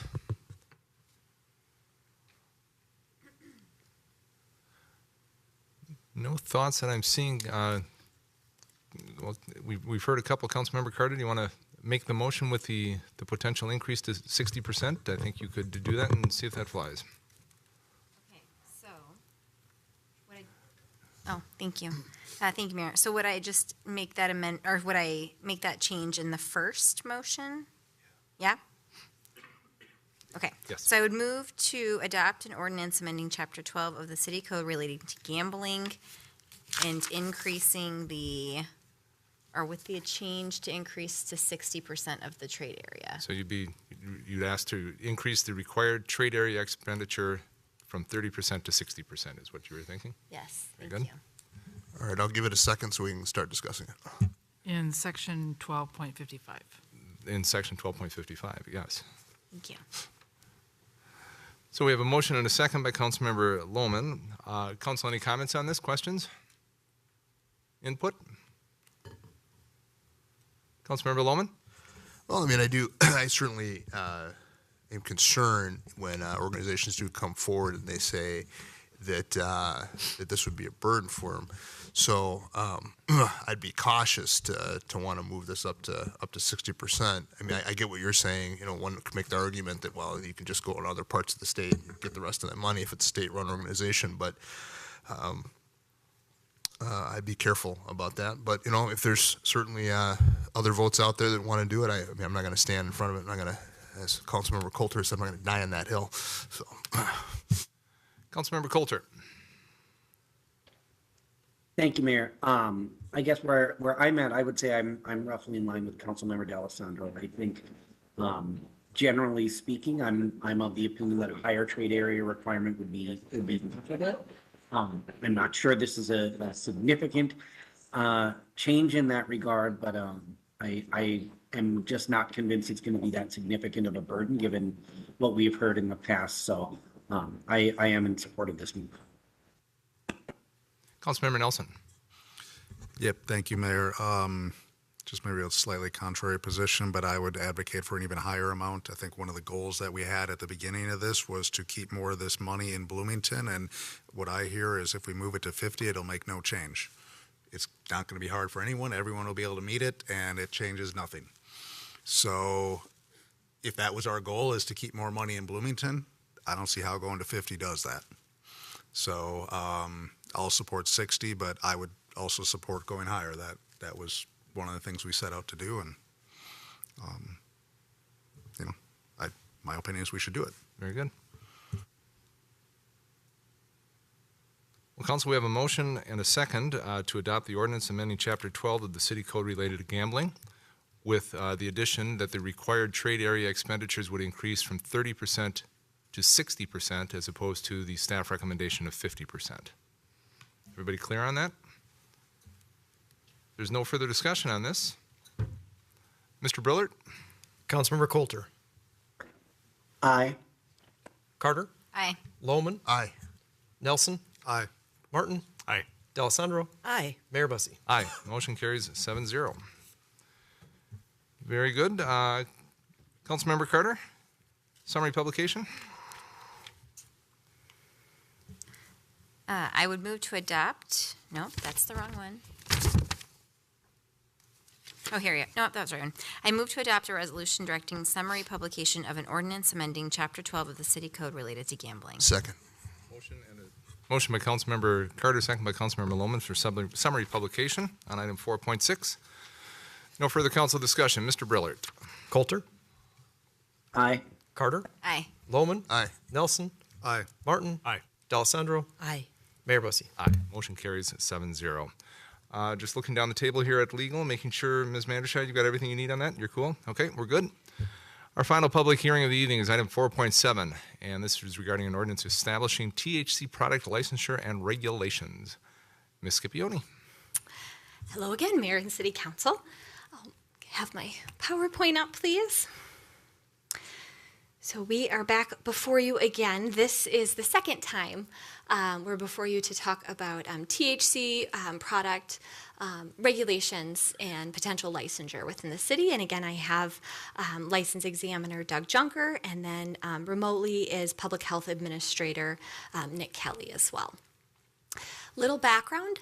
As you'll recall, in July, state statute changed, allowing the sale of certain edibles that contain THC, which is the cannabis ingredient extracted from hemp. In July of 2022, we had an interdepartmental staff meeting. You can see all the departments listed there to kind of discuss what approach we would recommend for the city of Bloomington.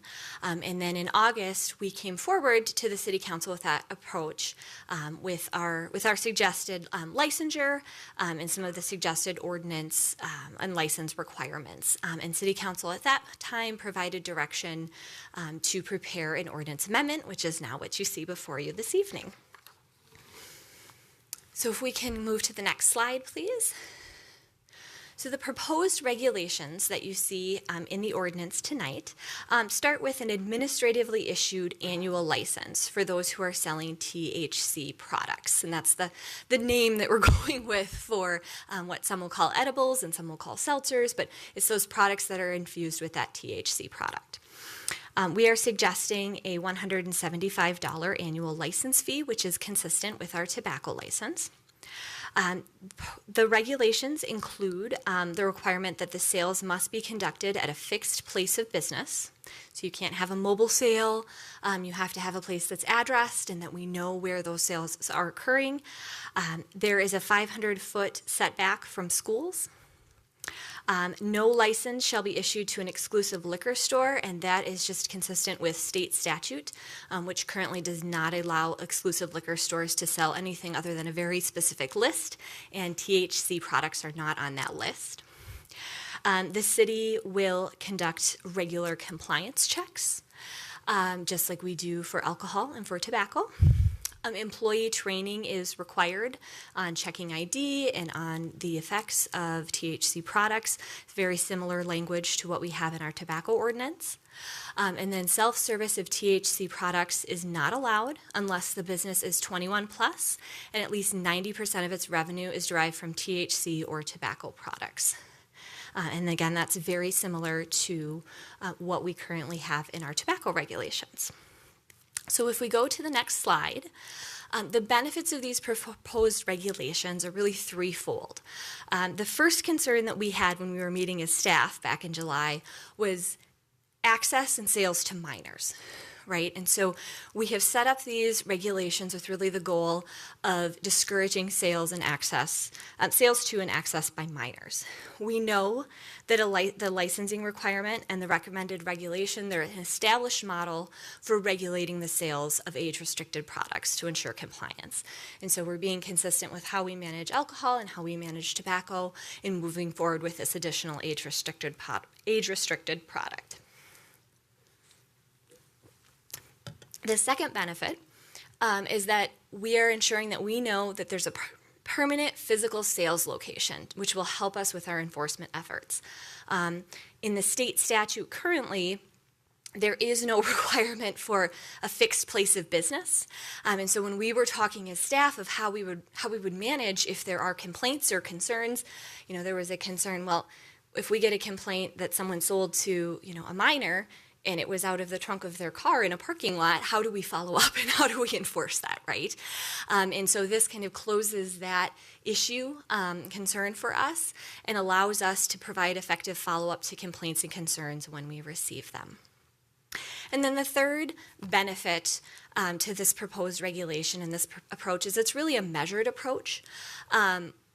We are being consistent with what a lot of other cities are doing with regards to THC products. We're going to now, once we start licensing them, we'll know how many we have and where they are and what type of businesses they are. And we'll have the ability to communicate with those retailers as laws and restrictions change, as our codes might update. You know, we talked a bit about trying to do outreach ahead of this ordinance amendment.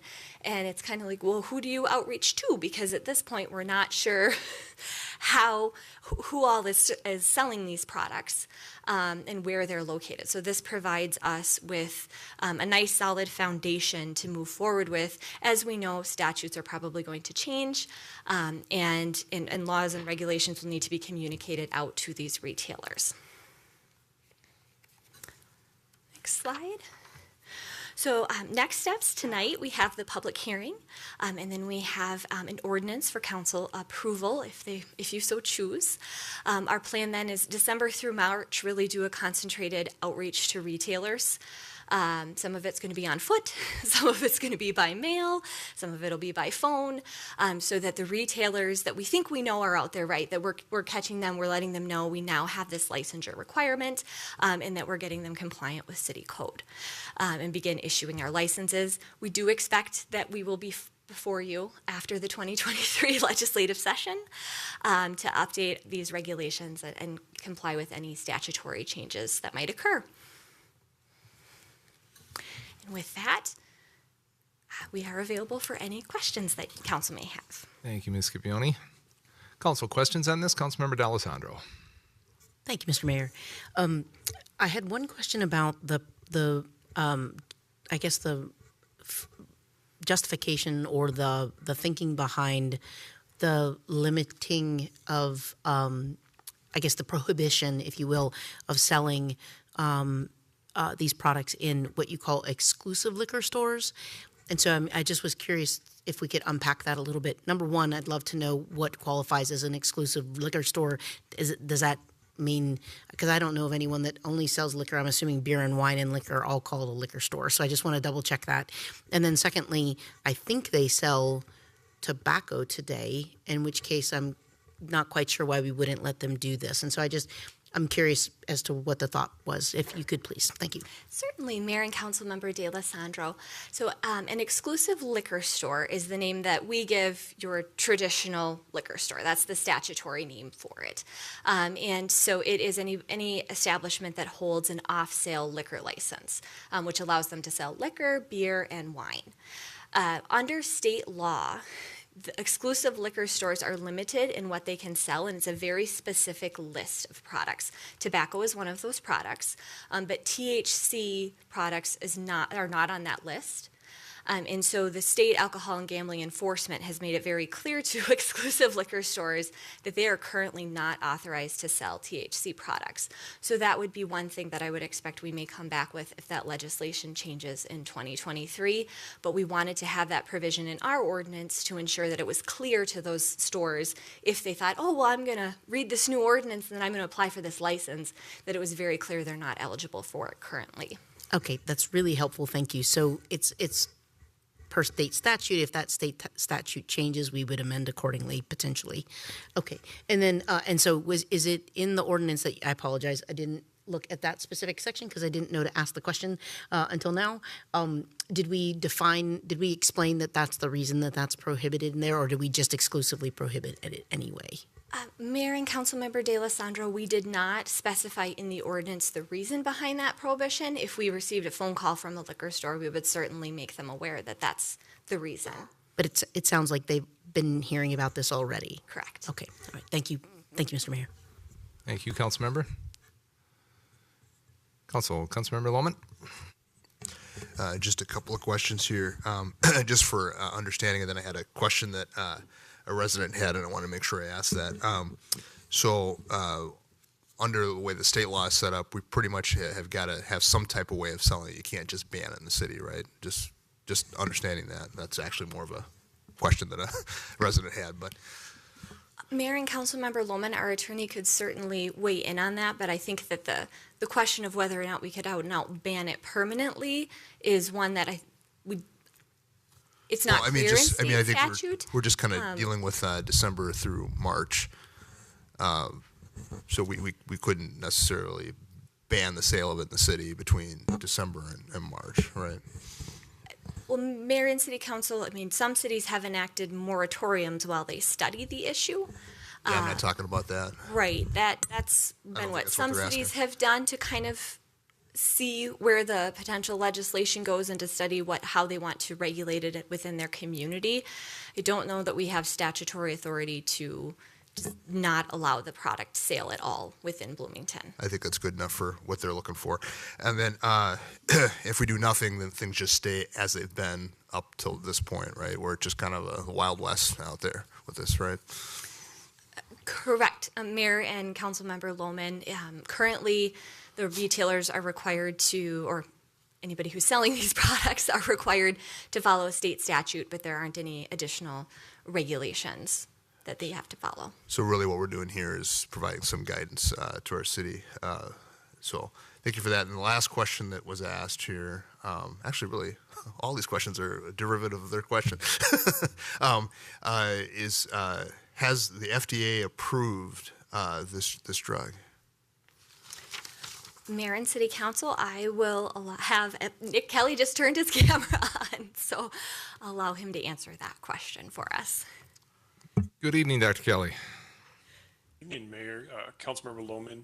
The FDA has not approved cannabis in this form. They have approved one cannabis derived product and 3 cannabis related products, but they are not what we are discussing tonight.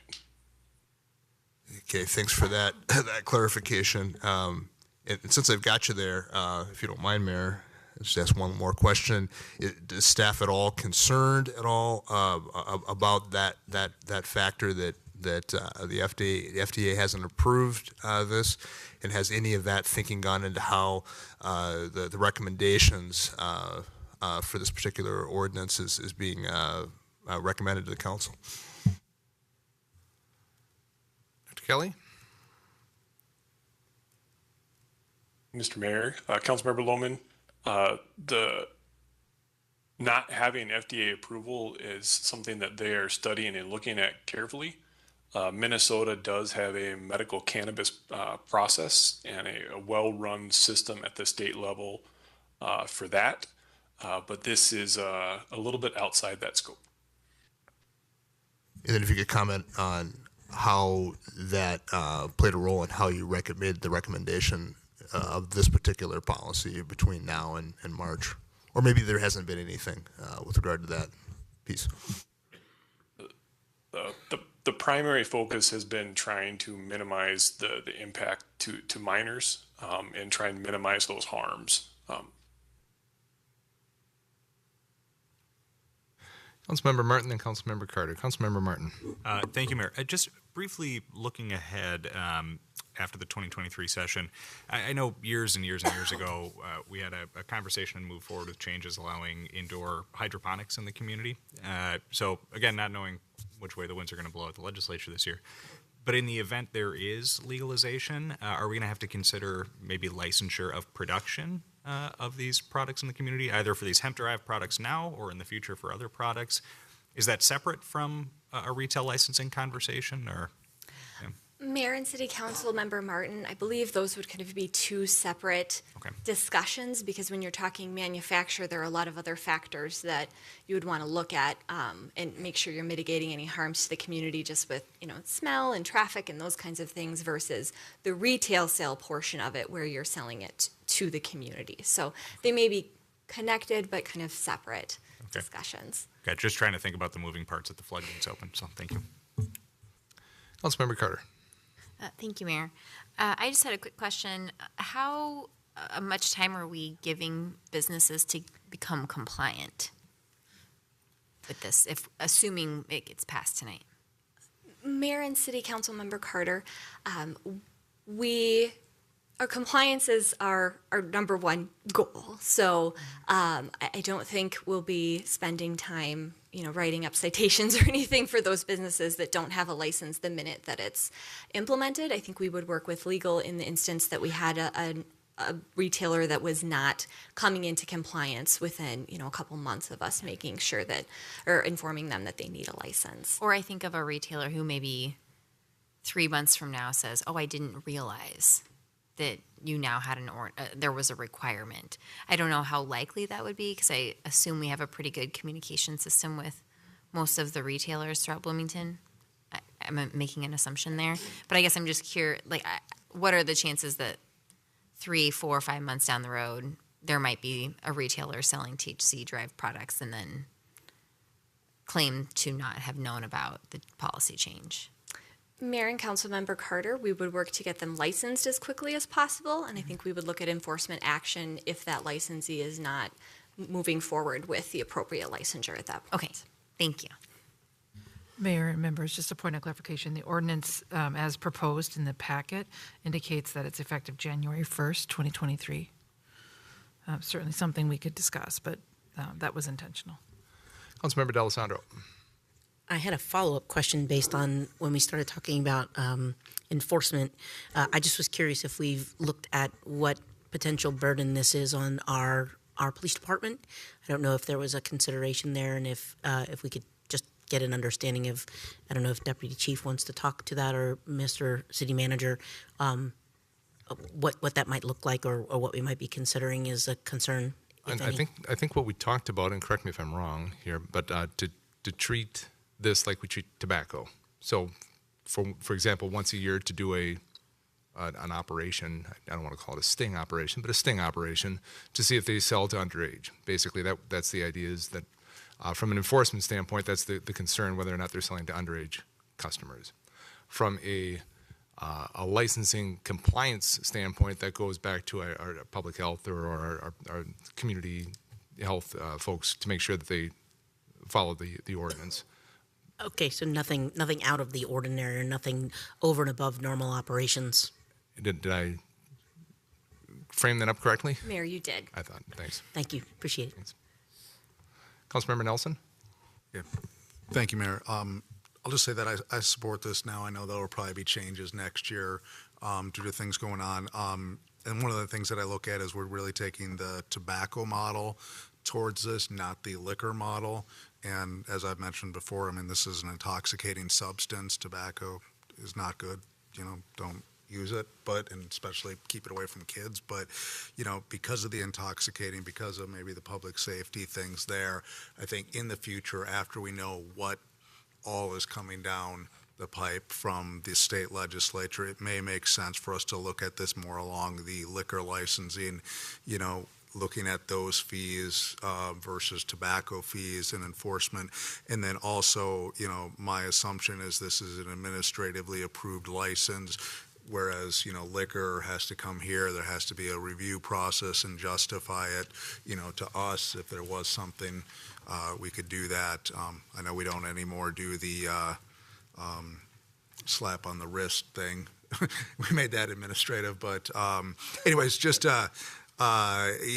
my thought process. I think this makes sense for now. There's obviously already a lot of talk about the state doing something with this, and that was, I think, the goal of the council, is to kind of have this as a temporary thing. And what I really like about this, honestly, is that it gets to the fixed locations in the appropriate places, so it's not just everywhere. So we don't have to try to take that and put it back into a reasonable structure. From there, I think we can build on it once we know more. If it's just this THC, if it's full legalization, if it's partial, if it's nothing, who knows? So I guess thank you for doing this. I think this fits with what we talked about before, and I can certainly support it. Council, if there's nothing else, I'd like to open the public hearing and get us moving on this if I could. Open the public hearing right now on item 4.7 regarding an ordinance establishing THC product licensure and regulations. Anyone in the chambers wishing to speak on this?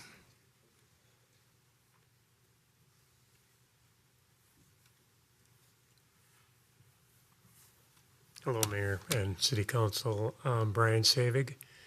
As I look around, I seem to be a group of one, but I guess I ask, what are the benefits to the community? Why would we want to introduce another vice to our community? Now, I did, before I even continue on that, the comment was made that we probably can't ban it. But on the other hand, if we refuse to issue a license for it, you'd at least force them to go through the courts. If we were back before World War II, we'd have probably had a better chance of stopping cigarette smoking, which we know kills people. But it's sort of like prohibition. Once something takes over a community, it's hard to reverse that. And that's where we are. I mean, we're talking about, we talk about this as controlling the harm. Granted, we're talking about minors, but why would you do something that produces harm? And I guess I've got to ask that, if we have an option not to allow it, why wouldn't we take that? We're trying to, based on our vision and values, we're saying we want this to be a community where people want to live. I can't imagine there's a huge majority of people that want a pot product available to everybody that wants it. And I don't think it's a huge inconvenience to have to drive somewhere else to get it if you're really that set on doing it. So I guess I ask, why in the world would we want to introduce another vice? I mean, I look at this as a public nuisance.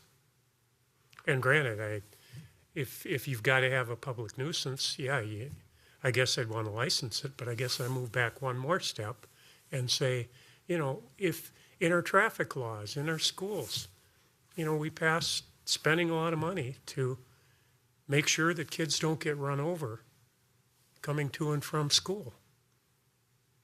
Why would we want to enable something like this in our community?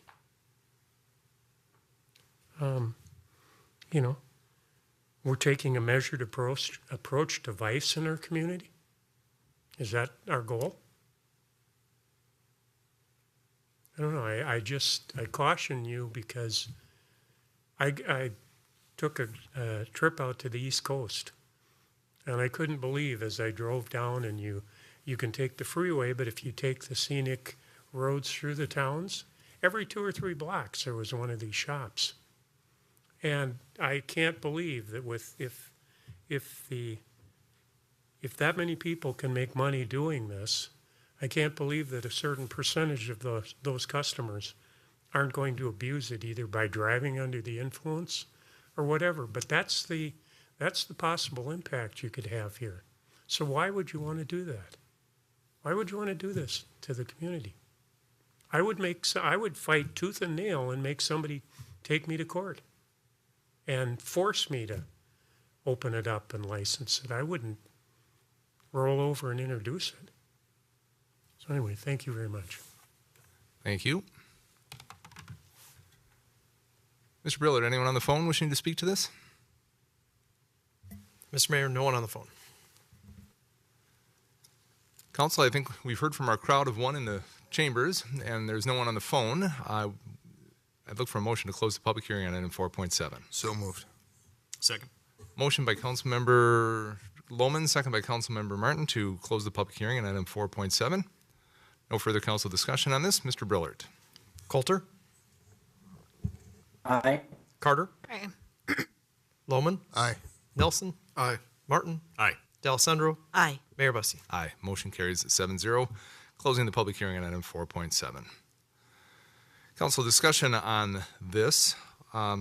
For my 2 cents, I appreciate the comments. I appreciate your thoughts on this, but I don't necessarily think the all or nothing approach is the way to go. I think this has been passed. It's within state law. I think the thoughts brought forward by staff here, the regulation to prohibit or to limit the access to minors is the way to go on this, with the understanding and knowledge by May of this year, it's going to change again. And we'll have a different set of issues and rules and regulations that we're going to have to, I think, deal with probably by the end of 2023. And so I think this is a reasonable balance between the complete moratorium or try to ban, or just not doing anything and letting it be the wild, wild west and having these things pop up just anywhere. So I think this makes, it's a measured and reasonable approach, understanding that it's going to change on us within a few months and within the year, I think. Councilmember D'Alessandro. Thank you, Mayor. I also appreciate the commentary. I will be honest and say I'm in the legalization camp. I'm not in the non-legalization camp. So probably don't have the same perspective as our respondent here. And from what I understand, looking at things like research and polling and everything, that more than 2/3 of Americans prefer the idea of legalization for the purposes of recreation. So I don't know if it's accurate to say that we don't have a good bit of support here in the city for supporting this. I think public health concerns are valid, absolutely. I think driving under the influence is bad, regardless of what it is that you are under the influence of, and I think we need to make sure that we have enforcement of that. But truthfully, as this is already available and has been kind of put out there in the city and all around the city, we should probably get a handle on it and make sure that I'd be for example, limiting the number of licenses. So to your point, Councilmember Nelson, as this thing lays out in the legislature, coming back and understanding that, making it a license that they have to come before and get approval for, and limiting the number and those kinds of things are all options for us on the table. So, and I'd be supportive of that as well. So those are my comments. I'll support this. Thank you, Councilmember. Councilmember Lohman. Well, I certainly have concerns in terms of health pieces, but I think the cat is already out of the bag. It's out there already, and while it would be interesting to try to ban it, I don't know that necessarily. Folks can certainly go to other communities. I think we saw that with liquor and with cigarettes. And I think over time we'll see what impact this has from a health perspective. I think time has been has taught us some lessons in terms of alcohol usage and also cigarettes. So we'll as a species, I think we'll just repeat it. Maybe we'll find out that it isn't all that bad after all.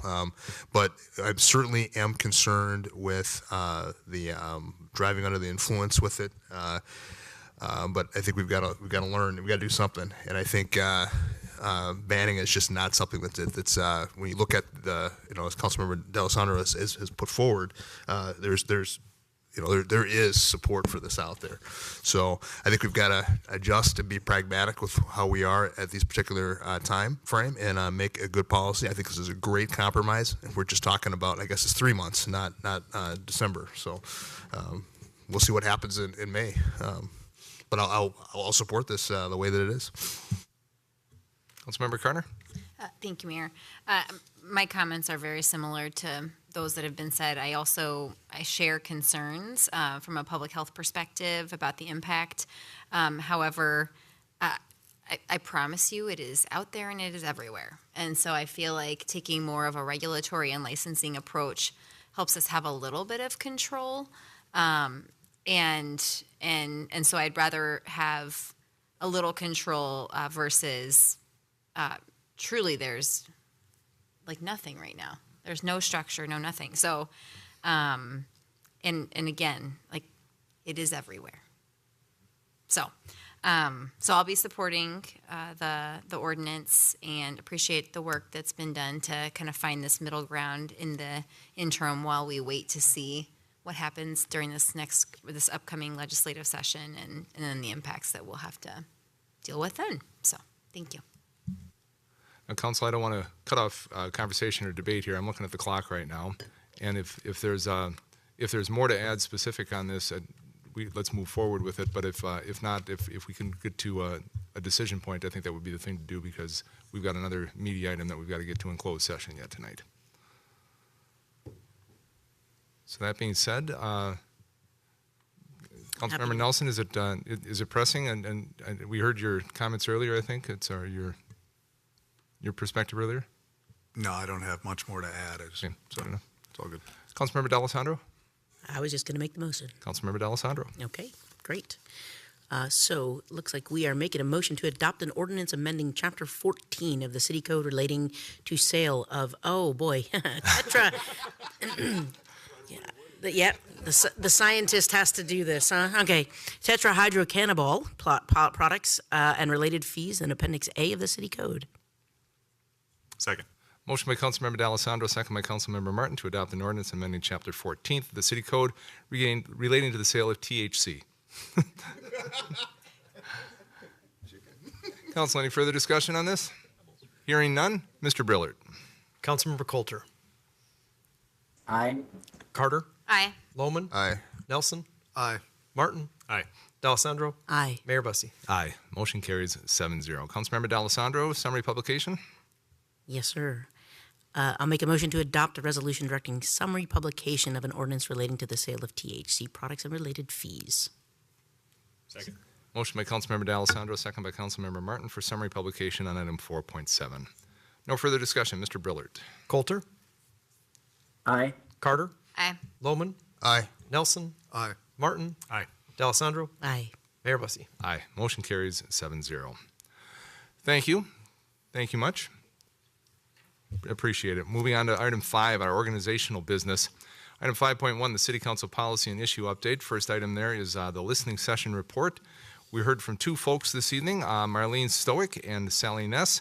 Marlene spoke in opposition to the city-sponsored Pride event in past years and was concerned about us for the fact that we were hosting something like that. And so we had an interesting discussion with Ms. Stoic. Ms. Ness was referencing a 2017 city and school district statement regarding inclusion and immigration. I think a joint statement that the two organizations put out, looking for the city to either amend or rescind it, I believe, and I think that the general consensus was that probably wasn't going to happen. It was interesting that we kind of wrapped up both of those conversations under the notion of a welcoming and inclusive city and trying to think about ways that we can do that best. So that was our listening session this week. Item 2, updates by the city manager, Mr. Verbrugge. Thank you, Mr. Mayor and council members. Want to share with the council and with the community, the mayor and I last week were part of the Minnesota and USA delegation in Paris, continuing efforts to be awarded the expo, the specialized expo for 2027. The United States and Minnesota team had a presentation in front of the Bureau of International Expositions, as did the other 4 candidate cities and countries. And a reminder again, those other 4 are Phuket, Thailand, Belgrade, Serbia, Malaga, Spain, and Bariloche, Argentina. The presentations went well.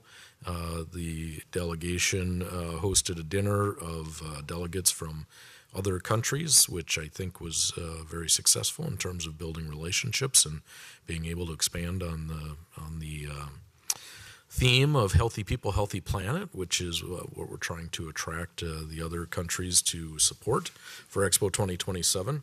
The next steps in the process after this last presentation is the really hard work of the campaign begins for the next 6 months until June, when the BIE will have their vote to determine who will be the host of 2027.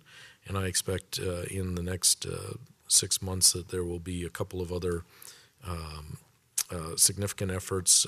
I'm expecting that the Expo Group will host a symposium for delegates where we will have a day-long program to expound on the theme itself and talk about the programming that's anticipated and helping other countries understand how they'll be able to participate and get value out of the Minnesota proposal. And then I would imagine there will be some additional touch points over those couple of months with other countries as well. So as things unfold during the campaign, we'll keep the city council advised, and 6 months is going to go really quickly. I think that's what we all realize at this point. So, I should note, too, that the presentation that was given by the Minnesota and USA team was headlined by First Lady Joe Biden by video, and the Surgeon General of the United States was in person to present, as was Dr. Arkell Georgia, who is the Chief Health Officer for Starkey here in Minnesota. And they each did a wonderful job with their presentations, and having the Surgeon General there to carry the banner on the message of health and wellness was, I think, really effective and well received by the other countries. Council, any questions, Mr. regarding this specifically, Mr. Councilmember D'Alessandro? Thank you, Mr. Mayor. Yeah, I was just curious. Is there at a point in the presentation process where they're looking for commitments from a funding perspective by the delegation? Do they look at the viability, if you will, of the project's success as part of it from a financial perspective? Yeah, Mr. Mayor, council members, Councilmember D'Alessandro, that was a significant rationale for the inquiry mission evaluation of each of the proposals. And as a reminder, folks didn't hear me talk about this before, each of the candidate countries basically has an inspection where the inquiry mission comes to visit and looks under the covers of everything to make sure that the proposal is valid and that each of the candidates has the wherewithal to actually pull off the event. And a significant consideration in that is whether the financial projections, the attendance projections, the fundraising and sponsorship forecasts, all of those are realistic.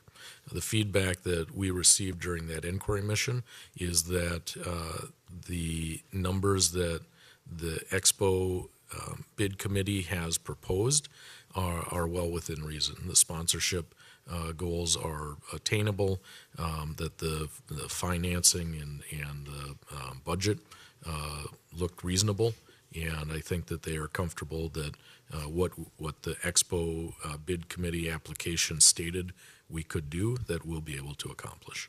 And when I'm saying we, I want to be clear, I'm talking about the Expo, the Minnesota USA Expo 2027 organization.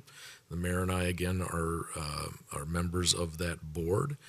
The we is not the city of Bloomington, right? So we are a partner as the host committee or host community, but the work of preparing the application and the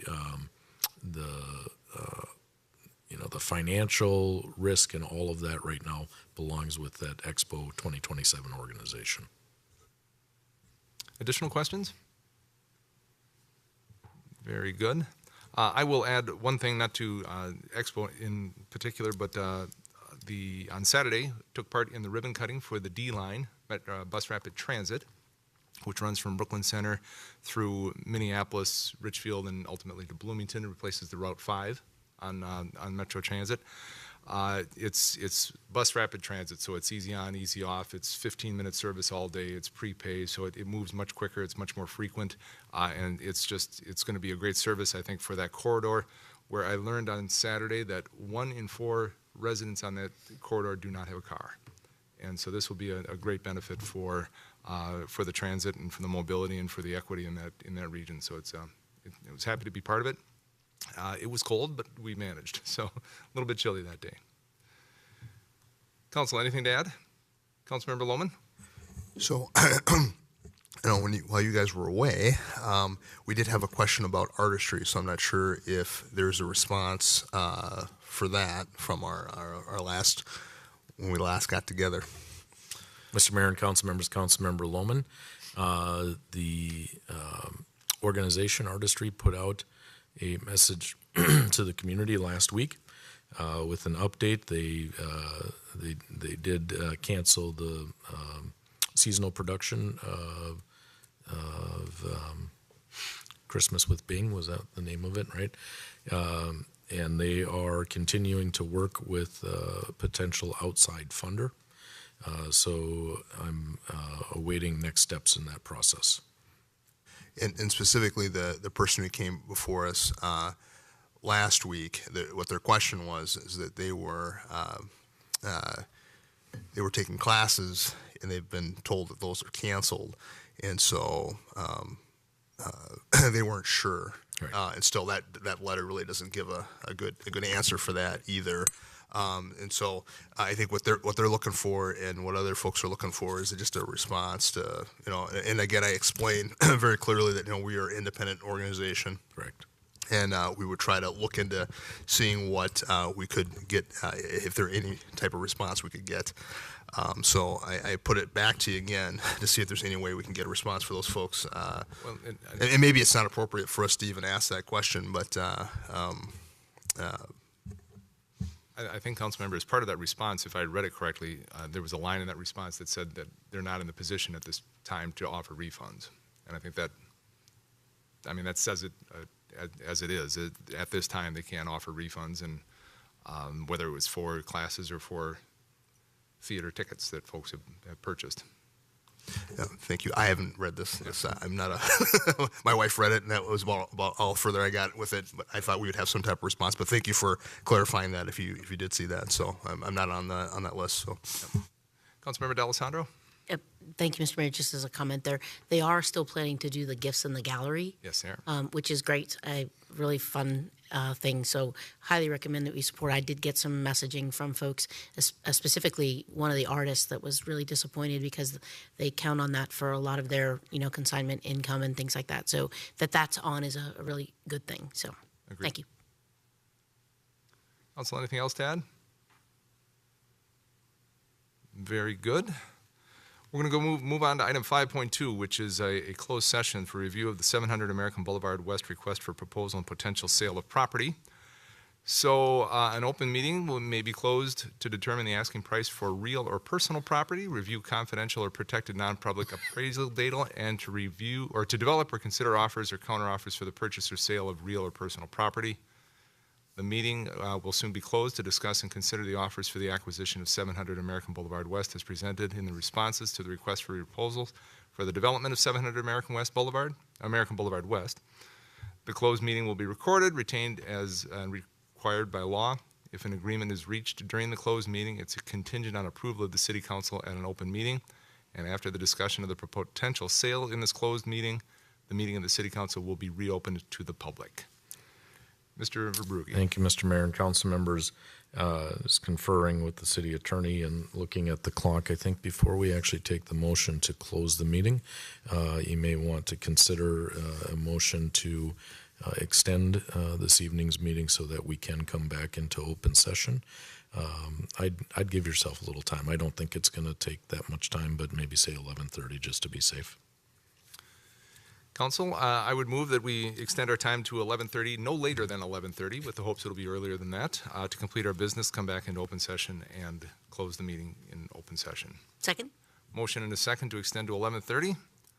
No further discussion. Mr. Brillert. Coulter? Aye. Carter? Aye. Lohman? no. Nelson? Aye. Martin? Aye. D'Alessandro? Aye. Mayor Busse? Aye. Motion carries 6-1. That's a little bit. So now that we've extended until 11:30, and now that I think I read the description, and that covers this correctly. Is that correct, Ms. Mandershine? Yes, Mayor, we have a resolution that needs to be adopted. That's where I was going next. I would make a motion to adopt the resolution directing the closure of a public meeting of the City Council. Second. Motion by myself, second by Councilmember Lohman. No further discussion. Mr. Brillert. Councilmember Coulter? Aye.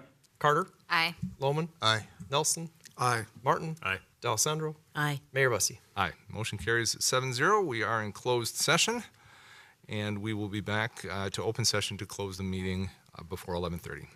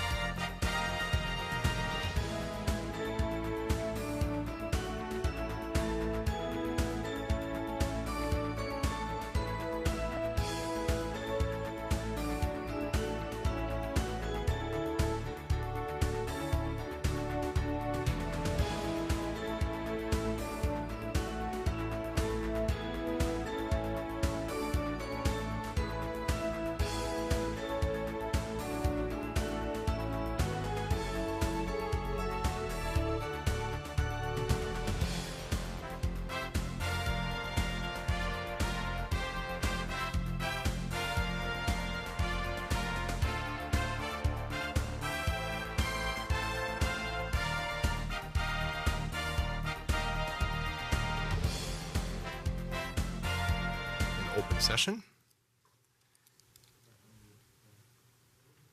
And based on our conversations in closed session, Council, I would move to authorize and direct staff to negotiate with Schaefer for the purchase and development of 700 American Boulevard West in the city of Bloomington, Minnesota. Second. Got a motion and a second by Councilmember Lohman. No further discussion on this? Mayor, do you want to mention? Oh, thank you very much. I was going to do that after we voted, but the moving forward with Schaefer was also supported by Councilmember Coulter, who did not make the trip back into open session with us, with all of the rigmarole that goes with that. So we have a motion and a second. No further discussion. Mr. Brillert. Do we have to do a roll call? Carter? Excuse me, aye.